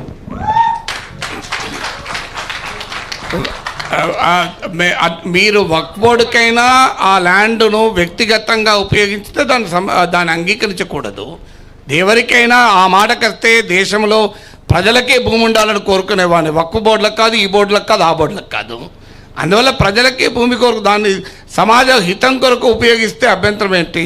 సో అందువల్ల ఎవరికైనా భూములు ఉన్నది ప్రజల హితం కొరకు ఉపయోగించాలి. అది వక్ఫ్ బోర్డు భూములైనా కూడా. సో ప్రజల హితానికి ఉపయోగించినప్పుడు ఆ భూమి ఎవరిదైనా అది ఆ భూమి వల్ల ఉపయోగం ఏమీ ఉండదు. అందువల్ల మీ ప్రశ్నకు సమాధానం అక్కడే ఉంది కదా. భూమి ఒక ఆర్థిక వనరు, అది సమాజంలో ప్రజలకు ఉపయోగపడాలి. కొంతమంది వ్యక్తుల చేతుల్లో వ్యవస్థల చేతుల్లోనే ఉండిపోతే ప్రయోజనం ఏంటి? సార్ ఇంకో స్మాల్ క్వశ్చన్ సార్. మీరు ఇందాక చెప్పినట్టు అంటే జస్ట్ నాకు ఒక క్వశ్చన్ సార్, దాంట్లో మీ అభిప్రాయం చెప్పండి. ప్రస్తుతం ఉన్న దేవాదాయ శాఖ మీద, ఎండోమెంట్ డిపార్ట్మెంట్ మీద చేంజెస్ రావాలి అని మేము అనుకుంటున్నాం. యాజ్ అ యూత్ మేము అనుకుంటున్నాం. దాంట్లో మీ స్టాండ్ ఏంటి సార్? అంటే ఏంటి అంటే ఓన్లీ దేవాలయాల మీదనే ట్యాక్సెస్ కానీ హుండీ వసూలు కానీ ఇవన్నీ గవర్నమెంట్ కంట్రోల్ అనేది ఓన్లీ దేవాలయాల మీద ఎందుకు ఉండాలి? ఇఫ్ నాట్ అన్నిటి మీద ఉండొచ్చు, ఆర్ఎల్స్ ఎవరి మీద ఉండొద్దు. అంటే రిలీజియన్కి సంబంధించి అంటే ఒక మతం కావచ్చు, ధర్మం కావచ్చు, ఇప్పుడు వేరే వాళ్ళ మీద లేనప్పుడు ఒక హిందూ ధర్మంకి సంబంధించిన దేవాలయాల మీద ఉండొద్దు అని మా ఏమంటారు మేము అనుకుంటున్నాం సార్. ఇఫ్ నాట్ ఉండాలి అని అనుకుంటే అందరి మీద ఉండాలి. దీని మీద మీ స్టాండ్ ఏంటి సార్? ఇది ఎస్ఆర్ నోలో చెప్పే సబ్జెక్ట్గా మీరు అన్నట్లు ప్రజల మత విశ్వాసాలను నియంత్రించే హక్కు రాజ్యానికి ఉంటుంది. రాజ్యాంగం కానీ ఎక్కడి వరకు ఉంటుంది అంటే దానికి కూడా పరిమితులు ఉన్నాయి. 2 రకాలుగా మత స్వేచ్ఛ పైన రాజ్యం జోక్యం చేసుకోవచ్చు. ఒకటి ఎసెన్షియల్ ఎలిమెంట్స్ ఆఫ్ రిలీజన్ కానప్పుడు, అంటే ఆ మతానికి సంబంధించిన మౌలికమైన అంశం కానప్పుడు జోక్యం చేసుకోవచ్చు. మౌలికమైన అంశాన్ని జోక్యం చేసుకోకూడదు. ఇప్పుడు ఉదాహరణకు వినాయక చవితి రోజు జరుపుకోకండి, ఎందుకంటే ఆ రోజు వేరే ప్రోగ్రాం ఉంది, మా ముఖ్యమంత్రి గారి బహిరంగ సభ ఉంది, మీరు దశమి రోజు జరుపుకోండి అంటే అది అంగీకరించే ప్రసక్తే లేదు, రాజ్యానికి హక్కు లేదు. కానీ వినాయక విగ్రహం ఇన్ని అడుగుల ఎత్తు కన్నా ఎక్కువ ఉండకూడదు, ప్లాస్టర్ ఆఫ్ ప్యారిస్తో ఉండకూడదు అని అడిగే హక్కు రాజ్యానికి ఉంటుంది. అలాగే రెండవది ప్రైమసీ ఆఫ్ పబ్లిక్ ఇంట్రెస్ట్, ప్రజా ప్రయోజనము ఉండాలి. ఎందుకంటే సుప్రీంకోర్టు కోర్టులో తీర్పు చెప్తుంది, దేవాలయాలు మసీదులు రోడ్లపైన ఉంటే వాటన్నిటినీ తొలగించమని చెప్తుంది. చెప్తూ ఏమంటారంటే దేవుడు రోడ్డుకు అడ్డంగా ఉండాలని ఎప్పుడూ కోరుకోడు అని చెప్తుంది supreme court. God will never obstruct a path. దేవుడికి వేరే పని లేదా అండి రోడ్డు మీద అడ్డంగా మన కాలుష్యాన్ని అంతా అనుభవించుకుంటుంటాడా? సో అందువల్ల ఇవాళ కాంపిటేటివ్ రిలీజియస్ సిటీ పెరిగిపోయి ఒకరిని చూసి ఇంకోరు ఉన్నారు. మీరు అన్నది నిజం. అది రోడ్డు పైన ఉన్న దేవాలయం తీసేసి మసీదు అట్లనే ఉంచితే అది పూర్తిగా తప్పే, అనుమానమే లేదు. అన్నిటినీ ఆయా మతాల విశ్వాసాలను గౌరవిస్తూ మార్చాలి. అందువల్ల ఇవాళ మీరు ఇంకొక ప్రమాదం కూడా ఉంది. ప్రభుత్వం నియంత్రణలో ఉండాలా అని ఉండకూడదా అనేది మీ ప్రశ్న. ఒక్కసారి ప్రభుత్వ నియంత్రణ ఎత్తివేస్తే జరిగే ప్రమాదం అని చెప్పి ప్రభుత్వ నియంత్రణ ఉండాలి అని కూడా నేనేం వాదించడం లేదు. దానిపైన నా స్టాండ్ ఏమీ లేదు. కానీ ఇంతకుముందు పండితులు చెప్పారు, ఈ దేశంలో జ్యోతిష్యం పేరిట శాస్త్రం పేరిట వ్యాపారం చేసుకుంటున్నారు. రేపు దేవుని పేరిట కూడా వ్యాపారం చేసే ప్రమాదం ఉంటుంది. ఎవడు పడితే వాడు ఇంట్లో ఒక గుడి పెట్టి, నా గుడి అని చెప్పి హుండీ పెట్టి ప్రజల విశ్వాసాలను వ్యాపారంగా చేసుకుని సొమ్ము చేసుకుంటే అది ధర్మానికే చెడ్డ పేరు వచ్చే ప్రమాదం ఉంటుంది. అందువల్ల ఆ ప్రమాదాన్ని కూడా గుర్తించాలి మనం. ఎందుకంటే వేరే మతంలో వేల లక్షల కోట్లు బంగారు ఆభరణాలు దేవునికి సమర్పించే లక్షణం లేదు నాకు తెలిసినంత వరకు. అందువల్ల హిందూ మతంలో ఉన్న ఈ విశ్వాసాన్ని తమ వ్యాపార ప్రయోజనాల కొరకు, తమ స్వార్థ ప్రయోజనాల కొరకు ఉపయోగించే ప్రమాదాన్ని ఎలా నియంత్రించాలో ముందు ఆలోచించాలి. అందువల్ల తప్పనిసరిగా ఒక పరిష్కారం చూసే ముందు ఆ ప్రమాదాన్ని కూడా గుర్తించి దానికి కూడా పరిష్కారం చెప్పాలి. లేకపోతే ఎవడు పడితే వాడు ఇలా దుకాణాలు పెట్టినట్టు పెడతారు, దేవాలయాలు పెడతారు. నీ వాడు ఏం చేస్తాడు, చదువుకున్నాడు కదా, ఉద్యోగం రాలేదా మా వాడు దేవాలయం పెట్టుకుందాం అనుకుంటున్నాడండి అంటారు. ఆ దశకు తీసుకొస్తారు. ఆ ప్రమాదాన్ని నివారించాలా వద్దా ఆలోచించండి. ఒక్క నిమిషం అండి. అయితే ప్రభుత్వం ఏమి స్పష్టంగా లేదు. ఇప్పుడు ప్రభుత్వం కూడా వ్యాపారమే చేస్తోంది. ఆల్రెడీ ఎగ్జిస్టింగ్ ప్రభుత్వం వ్యాపారం. ఇప్పుడు కనీసం అక్కడ ఎవడో ఒక వ్యక్తి చేస్తే ప్రభుత్వం ఆపచ్చు, కానీ ఇక్కడ అసలు ప్రత్యక్షంగా ప్రభుత్వమే భయంకరమైన వ్యాపారం చేస్తోంది. ఇష్టం వచ్చినట్టుగా దేవుడి కోసం ఎవడో ఒక దాత ఇచ్చినటువంటి భూముల్ని తీసుకొని వెళ్ళి దాన్ని అంటే ఇచ్చినటువంటి దాత యొక్క విల్కి అగెయిన్స్ట్గా దాంట్లో అనేకమైనటువంటి కార్యక్రమాలు ప్రభుత్వం చేస్తోంది. కొన్ని లక్షల ఎకరాలు ఎండోమెంట్కి సంబంధించినవి మనకి ప్రభుత్వాలు వచ్చి కాన్స్టిట్యూషన్ ఏర్పరచుకున్న తర్వాత అప్పనంగా అవన్నీ కూడా మాయమైపోయినాయి రికార్డ్స్లోంచి. నేను ఒక్క విషయము మీకు చెప్పదలుచుకున్నాను. దేవాదాయ శాఖని తొలగిస్తే మీరు కూర్చోండి, దానికి ప్రత్యామ్నాయం ఏమన్నా మన దగ్గర ఉందా?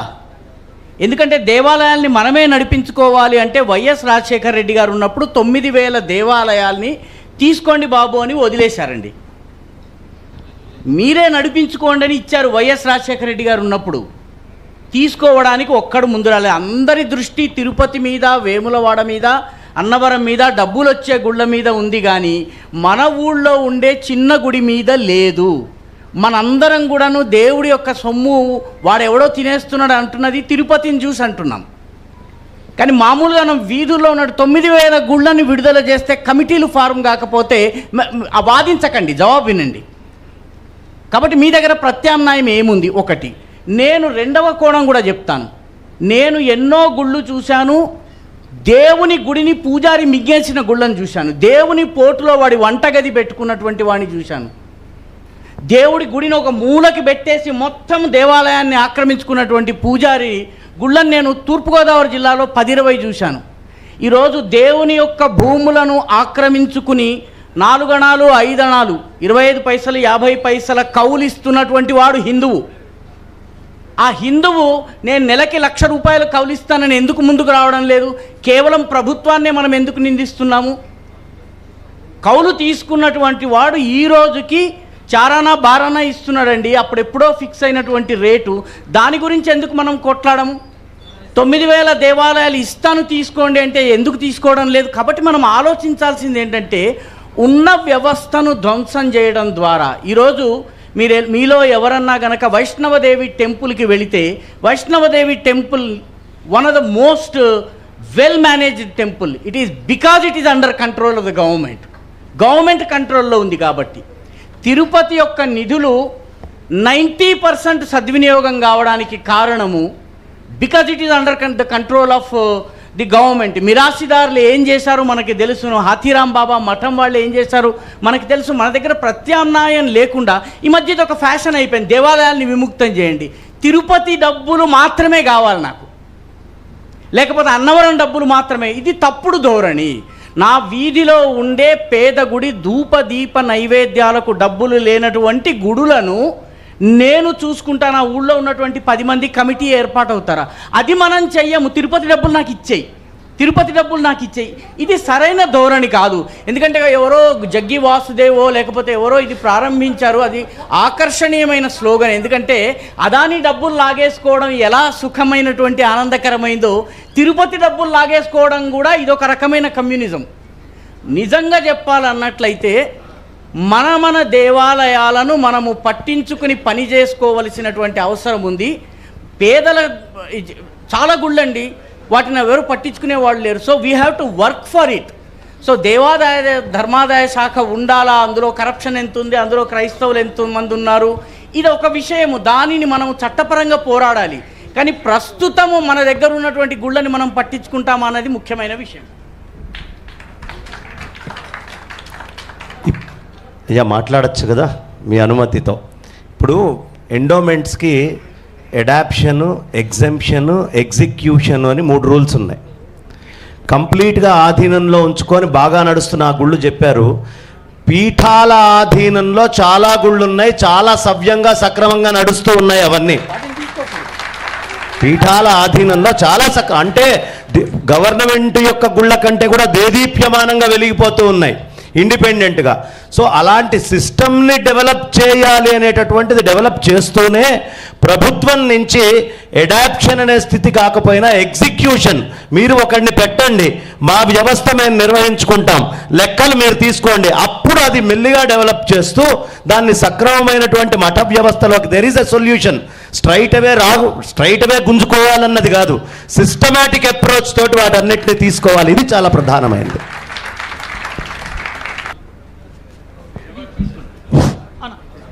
నమస్కారం.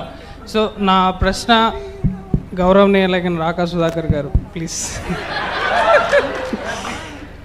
అండ్ గౌరవనీయులైన ప్రొఫెసర్ నాగేశ్వరరావు గారికి వక్ఫ్ బోర్డ్ గురించి, మదర్సాల గురించి, రాజ్యాంగం గురించి ఇలా ఉండాలి అలా ఉండాలి అని చెప్పిన మీరు, నాకు ఒక క్వశ్చన్ ఉంది. యోగి ఆదిత్యనాథ్ గారు బుల్డోజర్ వాడడం తప్ప రైటా? అది తప్పు, అది కరెక్ట్ అయితే మిగిలిన చీఫ్ మినిస్టర్లు ఎందుకు వాడట్లేదు? పార్లమెంట్లో నరేంద్ర మోడీ గారిని చట్టం చేయమందాం. పార్లమెంట్లో చట్టం చేసి ఇక నుంచి ఏదైనా కోర్టులు పనిష్మెంట్ ఇవ్వవు, బుల్డోజర్లు పనిష్మెంట్ ఇస్తాయి అని బుల్డోజర్ యాక్ట్ ఆఫ్ ఇండియా అని ఒకటి నరేంద్ర మోడీని తీసుకురమందాం. అందువల్ల ఆ అధికారంలో నరేంద్ర మోడీని అడగాల్సింది నాగేశ్వరని అడిగితే ఏం చెప్తారండి? రాకా సుధాకర్ గారు ప్లీజ్.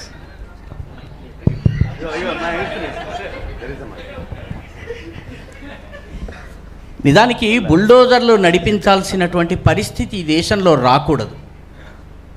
ఈ దేశంలో ఉన్నటువంటి మతాలు, కులాలు, వర్గాలు, వర్ణాలు అందరూ కలిసిమెలిసి జీవించే పరిస్థితి రావాలి.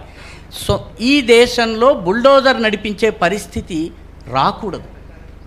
ఆ పరిస్థితి కోసం మన ప్రయత్నం జరగాలి. ఆ ప్రయత్నం చేసేటటువంటి ప్రక్రియలో భాగంగా కొంతకాలము బుల్డోజర్ నడిపించాల్సి వస్తే నడిపిస్తే కూడా తప్పులేదు. కానీ దెర్ ఇస్ అ కానీ సమస్య ఏంటంటే, ఒకసారి తుపాకీ చేతికిస్తే అది నా రాజకీయ ప్రత్యర్థి మీద బుల్డోజర్ నడిపిస్తే నేను నీ రాజకీయంతో అంగీకరించను కాబట్టి నీ ఇంటిని నేను బుల్డోజర్ నడిపిస్తాను. ఇది మనం అంగీకరిస్తామా? నేను బీఆర్ఎస్ని అంగీకరించను, నేను బీజేపీ కార్యకర్తని కాబట్టి బీజేపీ కార్యకర్తని కాబట్టి నా ఇల్లుని బుల్డోజర్ నడిపించాడు అనుకోండి, రేపు ఇది ఆమోదిస్తామా? కాబట్టి బుల్డోజర్లు అనేవి తాత్కాలిక పరిష్కారాలు, కొన్ని రోజుల పరిష్కారాలు మాత్రమే. శాశ్వతమైన పరిష్కారం ఎప్పుడు వస్తుందంటే హిందువులు, ముస్లిములు, క్రైస్తవులు, సిక్కులు, మిగతా అందరూ కలిసిమెలిసి జీవించటం నేర్చుకున్న రోజున వస్తుంది. నేర్పించగలిగేటటువంటి పాలకులు కావాలి. ఆ సమయంలో కొద్దిగా 4 దెబ్బలు వేసినట్టుగా 2-3 బుల్డోజర్లు నడిపించవచ్చు. కానీ ఇది శాశ్వత పరిష్కారం కాదు. ఇది ఎందుకంటే ఇది మనం ఒక్కసారి అంగీకరిస్తే రాజకీయ ప్రత్యర్థుల మీద, డబ్బుండి నా పార్టీకి డొనేషన్ ఇవ్వని వాడి మీద, నా ఇల్లు నచ్చదు నా కార్పొరేటర్కి, వాడి అప్రోచ్ రోడ్డుకి అడ్డంగా ఉంది కాబట్టి బుల్డోజర్ నడిపిస్తాడు. దీన్ని మనం సమర్థిస్తామా? ఇది మనం ఆలోచించాలి. ఎందుకంటే తాత్కాలికమైనటువంటి ప్రయోజనం కలిగించేటటువంటి కొన్ని టెంపరీగా మనకు అది రిలీఫ్ కల్పిస్తుంది, కానీ దానివల్ల నష్టం ఉంటుంది. మీకు ఒక చిన్న ఉదాహరణ ఇచ్చి నేను ముగిస్తాను. 1857లో 1857 ఫస్ట్ వార్ ఆఫ్ ఇండిపెండెన్స్ అని దేన్నైతే అంటామో దానిలో ముస్లిములు యుద్ధం చేయాలని నిర్ణయించుకున్నప్పుడు హిందువులు కూడాను బ్రిటిష్ వాళ్ళకి వ్యతిరేకంగా యుద్ధం చేయాలన్నప్పుడు హిందువులు ముస్లింలు కూర్చుని నిర్ణయించుకున్నారండి. ముస్లిములు హిందువులకి కొన్ని కన్సెషన్స్ ఇచ్చారు. ఆ కన్సెషన్ ఏంటంటే, కన్సెషన్ తప్పుడు పదము, వాళ్ళు కొన్ని విషయాలను అంగీకరించారు. గోహత్య చేయము, అయోధ్య రామ మందిరం మీకు తిరిగిస్తాము, అదేవిధంగా ఈ దేశంలో ఎక్కడ కూడాను మందిరాలను ధ్వంసం చేయము అని చెప్పి 1857లో ముస్లిం పక్షము హిందువులకి వాగ్దానం చేసింది. So it should come from the people. 1857 war తర్వాత హిందువుల్ని ముస్లింని విభజించేటటువంటి విధానం వచ్చింది. 1857 వార్ తర్వాత ఎప్పుడైతే లక్నో నవాబ్ అయినటువంటి వాజిద్ అలీ షాని అరెస్ట్ చేసి మాండలేకి తరలిస్తుంటే హిందువులు ముస్లిములు అయోధ్య మందిరానికి వెళ్ళారు. హిస్టరీ. హిందువులు ముస్లిములు అయోధ్య మందిరానికి వెళ్ళి భజన గీతం పాడారు, మా ప్రభువుని రక్షించని. హజరత్ చలేహ లందన్ కృపా కరో రఘునందన్. ముస్లిములు అయోధ్య మందిరానికి వచ్చి ఏ మందిరం మీదైతే 500 సంవత్సరాల వివాదం జరిగిందో, బాబరీ కట్టడం అని తర్వాత మనం పేరు పెట్టారో మన దగ్గర ఉన్నటువంటి కుహనా సెక్యులర్ శక్తులు, అక్కడికి వచ్చి ముస్లింలు పాడిన భజన ఏంటంటే హజరత్ అంటే మా రాజుగారు, చలేహ లందన్ కృపా కరో రఘునందన్ అన్నారు. కాబట్టి కలిసి ఉండే విధానాలను అన్వేషించాలి, అవసరమైన మేరకు చేయవచ్చు, కానీ బుల్డోజర్లు శాశ్వత పరిష్కారము కాదు. ప్రొఫెసర్ గారు, మీకు ప్రశ్న. నా పేరు శివప్రసాద్, భరతవర్ష నుంచి. ప్రశ్న కాదు, ఒక చిన్న ఒపీనియన్ లాగా. ఇక్కడ సనాతన అనే పేరుతో అమోఘ్ దేశపతి గారు ఒక మంచి కాంక్లేవ్ని నిర్వహిస్తూ ఉన్నారు, అద్భుతంగా సాగుతోంది. అయితే ఇటీవల ఆ మధ్య ఒక జర్నలిస్ట్ తనకు అన్యాయం జరిగిందని చెప్పి వాళ్లకు సంబంధించినటువంటి ఒక వ్యక్తులతో కూడినటువంటి ఒక సమావేశం ఏర్పాటు చేస్తే అందులో ఒకరు, ఉదాహరణకి ఇంకా అంటే హిపోక్రసీ లేకుండా మాట్లాడాలి అంటే లెఫ్ట్ వింగ్ జర్నలిస్ట్ అయినటువంటి తులసి చందు గారి యొక్క మీటింగ్లో అక్కడ ఒక రేషనల్ థింకింగ్ చేసినటువంటి ఒక స్వామి అనే పేరు ఉన్న వ్యక్తి ఒక క్వశ్చన్ రైజ్ చేశారు రేషనల్గా. అంటే మీరు ఎప్పుడు చూసినా మోదీ మోదీ అని పడతారు, ఎందుకు ఆ ఎంఐఎం పార్టీకి సంబంధించినటువంటి నేతల్ని క్వశ్చన్ చేయరు అని చెప్పేసి ఆయన అడగంగానే విత్ ఇన్ సెకండ్స్లో అసహనాన్ని వ్యక్తం చేస్తూ ఆయన అక్కడ నుంచి వెళ్ళగొట్టారు. ఇప్పుడు ఇది సనాతన అనే పేరుతో ఇంతమంది, ఉదాహరణకి రైట్ వింగే అనుకుందాం, అందరము ఒకటే, కాకపోతే రైట్ వింగ్ ఏర్పాటు చేసినటువంటి ఈ ఇంత మంచి వేదిక మీద మీ మీద ఒక ముద్ర ఉంటుంది. మీరు మేధావి, ఎంతోమందికి ఎన్నో విషయాలు చెప్తూ ఉంటారు, బట్ మీరు లెఫ్ట్ వింగ్కి సంబంధించిన వ్యక్తి అయినను ఇంతటి ఆదరణ అభిమానము మీకు కలుగుతున్నప్పుడు, అలాంటి పరిస్థితులను చూసి ఇలాంటి పరిస్థితుల్ని మీరు సొంతంగా అనుభవిస్తున్నప్పుడు మీకేమనిపిస్తుంది? అలాగే లెఫ్ట్ వింగ్ జర్నలిస్టులకి కూడా ఒక విన్నపం మీ నుంచి వెళ్తే బాగుంటుంది, అందులో కూడా జాతీయవాదుల్ని కూడా ఇన్వాల్వ్ చేసి మా ఆలోచనల్ని కూడా పంచుకునే వెసులుబాటుని కల్పిస్తే అది నిజమైన సమానత్వంగా మేము భావిస్తాం. ఇక్కడ లేని వ్యక్తుల గురించి నేను మాట్లాడడం సంస్కారం అనిపించుకోదు, కానీ మీరు అడిగిన ప్రశ్నలో మీకు తెలియదు. మీరు ముందుగా సుధాకర్ గారు ఏమని మొదలుపెట్టారు? రాకా సుధాకర్ నా విద్యార్థి. చాలామందికి తెలియదు, ఆయనే చెప్పాడు. ఆయన యూట్యూబ్ ఛానల్ పెట్టమని ఎన్నిసార్లు ఎంబడబడ్డానో నాకే తెలుసు. ఒక్కసారి కాదు, అనేకసార్లు ఎంబడబడితే పెట్టాడు, మామూలుగా పెట్టిన తర్వాత బాగా నడుస్తుంది, అదే విషయం. ఆయనతో పెట్టించడానికి నాకు చాలా కష్టమైంది. నాకేమవసరం ఆయన పెడితే? ఎందుకంటే పరస్పరం ఆలోచనలు సంఘర్షించనియాలి అని నమ్మేవాడిని నేను. ఇవాళ ఇక్కడికి ఎందుకు వచ్చాను నేను? ఇక ఎంఐఎంను విమర్శించే విషయంలో నేను మీకన్నా ముందున్నాను. మీకు ఈ దేశంలో 95% సిబిఐ, ఈడీ, ఐటీ కేసులు ప్రతిపక్ష నేతలపైన. కానీ సిబిఐ, ఈడీ, ఐటీ ఒక్క కేసు పెట్ట నాయకుడు అసదుద్దీన్ ఓవైసీ. మీరు చూడండి, అసదుద్దీన్ ఓవైసీ పైన సింగిల్ కేసు సిబిఐ పెట్టిందా, ఈడీ పెట్టిందా, ఐటీ పెట్టిందా? దీని ప్రకారం మనం కంక్లూజన్కి ఏం రావాలి? భారతదేశంలో అత్యంత నిజాయితీపరుడైన రాజకీయ నాయకుడు. ఎందుకంటే కేంద్ర ప్రభుత్వ సంస్థ ఏది కేసు పెట్టలేదు కదా. మీరు మనీష్ సిసోడియా మీద ఉంది, అరవింద్ కేజ్రీవాల్ ముందు ఉంది, స్టాలిన్ పైన ఉంది, కవిత పైన ఉంది, చంద్రబాబు నాయుడు మద్దతుదారుల పైన ఉంది, జగన్ పైన ఉంది, పినరయ్ విజయన్ పైన ఉంది, మమతా బెనర్జీ పైన ఉంది, చిదంబరం పైన ఉంది, మాయావతి పైన ఉంది. లేని నాయకుడు ఒక్కడు అసదుద్దీన్ ఓవైసీ. ఆయనే కాదు, అక్బరుద్దీన్ మీద లేదు, ఎంఐఎం ఏ నాయకుని పైన లేదు, ఎంఐఎం మిత్రులైన వ్యాపారవేత్తల పైన కూడా ఒక్క కేసు లేదు. నేను ఇది ఒక టీవీ ఛానల్లో జీవీఎల్ నరసింహరావుని అడిగాను. అంటే ఆయన ఏమన్నా వాళ్ళ దృష్టికి ఇంకా రాకపోవచ్చు అని అన్నారు. అంటే దృష్టి రాకపోయినా పోతారు కదా, మనందరికీ తెలుసు కదా. అందువల్ల మొదలు అడగాల్సింది ఏంటంటే, భారతదేశంలో అసదుద్దీన్ ఓవైసీని మించిన నిజాయితీపరుడైన రాజకీయ నాయకుడు లేడని సర్టిఫికేట్ ఇద్దామా? ఇక్కడ ఏ కేసు లేదు కదా. ఇక అక్బరుద్దీన్ ఓవైసీ ఆయన హిందూ దేవతల పైన ఇష్టం వచ్చినట్టు మాట్లాడితే అందరికన్నా గట్టిగా మాట్లాడింది నేను. మీలో ఎంతమంది ఇందిరా పార్క్ వెళ్ళి ధర్నా చేశారని మీద కేసు కొట్టేస్తే ఒకసారి ఉన్న మీద చేసుకొని చెప్పండి. అక్బరుద్దీన్ పైన కేసు కొట్టేశారా లేదా? ఆయన బహిరంగంగా మాట్లాడాడు కదా రాజ్యాంగ విరుద్ధంగా. ఆ కేసు కొట్టేస్తే అసెంబ్లీలో వాకౌట్ జరిగిందా? అసెంబ్లీలో ఒక్కరైనా వాకౌట్ చేశారా నాకు చెప్పండి. ఏ పార్టీ వాళ్ళైనా ఇందిరాబాద్ దగ్గర ఒక 1000 మంది సమావేశమై ఖండించారా? లెఫ్ట్ వింగ్ పక్క పెట్టండి, రైట్ వింగ్ ఖండించిందా? లెఫ్ట్ వింగ్ పక్క పెట్టడం వాళ్ళు ఎలా ఖండించారు? మీ భాషలో వాళ్ళు మైనారిటీలో బుజ్జగింపు రాజకీయాలు జరుపుతారు, కానీ రైట్ వింగ్ ఎందుకు జరపలేదు? రైట్ వింగ్ రిప్రజెంట్ చేసే శాసనసభలు ఎందుకు అసెంబ్లీని స్తంభింపజేయలేదు? ఎందుకు వెళ్ళలేదు? ఎందుకు వాకౌట్ చేయలేదు? ఎందుకు కేంద్ర ప్రభుత్వ సంస్థలు రంగంలోకి దిగలేదు? అన్లాఫుల్ యాక్టివిటీస్ ప్రివెన్షన్ యాక్ట్ లేదా? దీనికి సమాధానం చెప్పండి మొదలు. అందువల్ల ఇది లెఫ్ట్ రైట్ కాదు, రాజకీయాన్ని రాజకీయంగా అర్థం చేసుకోవాలి. మీరు లెఫ్టా రైటా అని నన్ను అడిగితే నా ఆన్సర్ నేను స్ట్రేట్ అని చెప్తాను. ముస్లింలు వాళ్ళ ఖురాన్ నేర్చుకోవడానికి వాళ్ళకి సంబంధించిన విద్యాశాలలు ఉంటున్నాయి, లేదంటే క్రిస్టియన్స్ వాళ్ళ బైబిల్ నేర్చుకోవడానికి వాళ్ళకు ప్రత్యేకమైన ఏర్పాట్లు ఉన్నాయి. కానీ నాకెందుకు నా హిందూ ధర్మంలో నాకు కానీ నా పిల్లలకు కానీ లేకపోతే నా సంస్కృతి నేర్చుకోవడానికి నాకెందుకు అవకాశం దొరకట్లేదు? ఇది నా దేశం. ప్రశ్న అది అయిపోయింది కదా. నా అభిప్రాయం మద్రసాలు కూడా ఉండకూడదు నా అభిప్రాయం. ఆధునిక విద్యా సంస్థలే ఉండాలని నా పూర్తి నమ్మకం. అందువల్ల అది మద్రసాలైనా ఉండకూడదు, ప్రభుత్వం పెట్టకూడదు. అంటే ప్రభుత్వం పెట్టలే మద్రసాలు నాకు తెలిసినంత వరకు, పెడితే తప్పే. అందువల్ల వైదిక పాఠశాలలు ఉండకూడదా? ఉండొచ్చు. అది ఆ మతాన్ని నమ్మేవాళ్ళు పెట్టుకోవచ్చు అండి, తప్పే ఉంది. ఆ మతాన్ని నమ్మేవారు వారి సంస్థలు పెట్టుకోవచ్చు, కానీ ప్రభుత్వం మాత్రం సెక్యులర్గా ఉండాలి.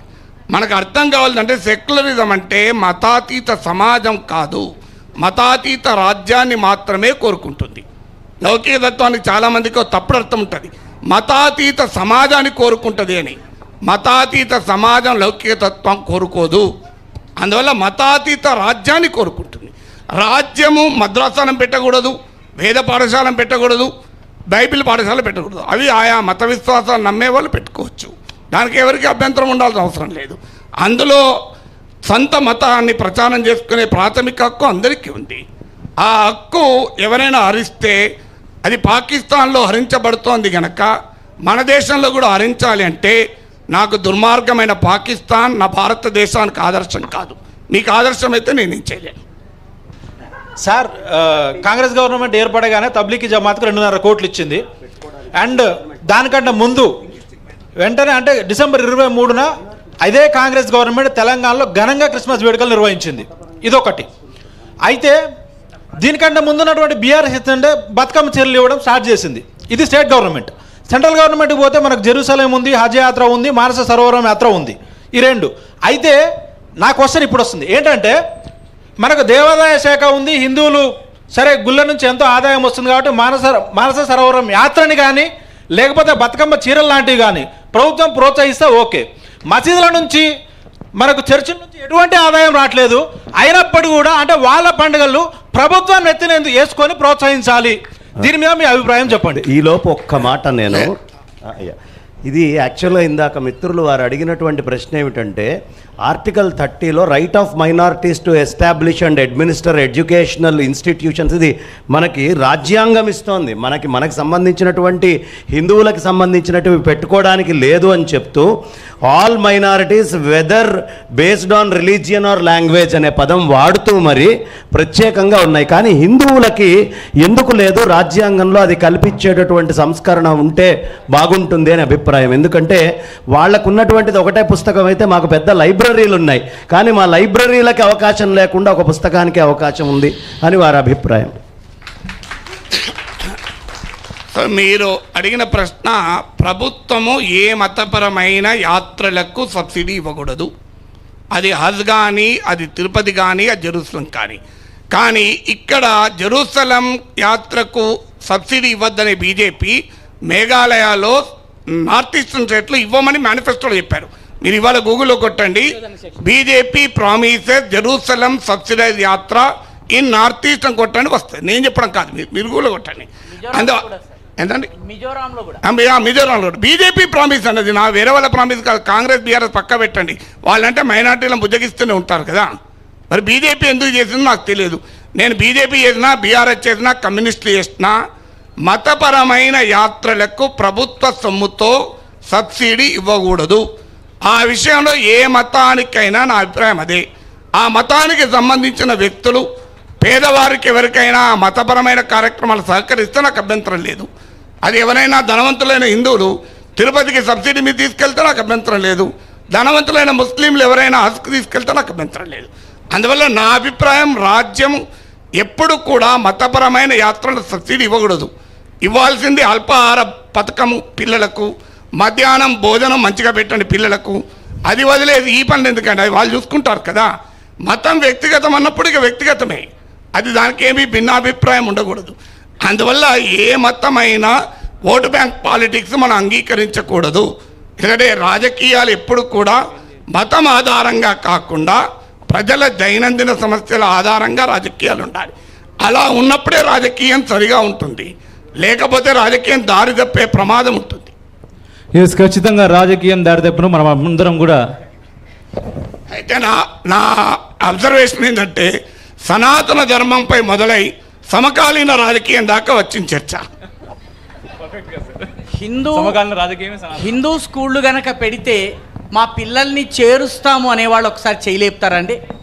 సరస్వతి శిశు మందిర్లో ఇక్కడ ఉన్న వాళ్ళలో ఎంతమంది చేరుస్తున్నారు ఒకసారి పెట్టండి. ఇక్కడ ఉన్న వాళ్ళలో ఎవరి కుటుంబ సభ్యులు వేద పాఠశాలలో చదువుతున్నారో కూడా ఒకసారి వేద పాఠశాలలో చదువుతున్నటువంటి లేపండి.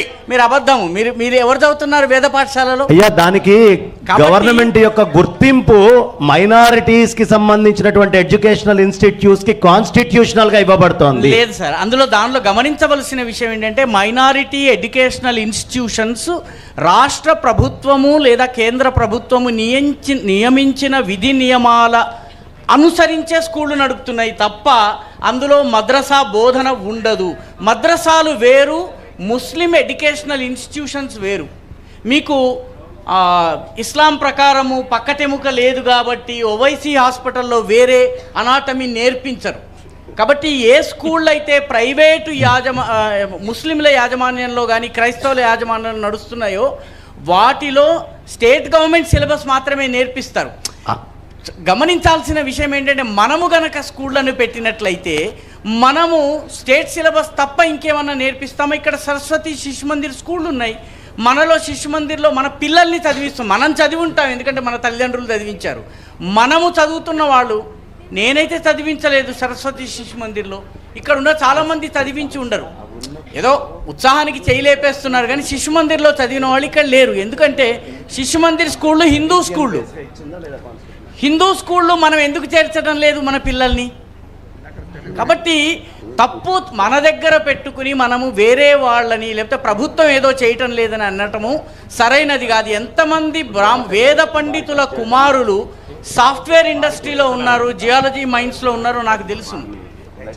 మేము నేర్చుకున్నటువంటి పౌరోహిత్యం ఎందుకు పనికిరాదు, మీరు సాఫ్ట్వేర్ చేయండి అంటున్నటువంటి పురోహితులు మాకు పెళ్లి కావడం లేదు అని చెప్పేసి కారణం చెప్పి చేస్తున్నారు. కాబట్టి లోపము మనదాన్ని మనము విశ్వసించలేకపోవడంలో ఉంది తప్ప ప్రభుత్వంలో లేదు. ప్రభుత్వం సెక్యులర్గానే ఉండాలి. ఓకే, ఒకసారి నాగేశ్వరరావు గారికి మన అందరి తరపున ఒక చిరు సన్మానం సార్.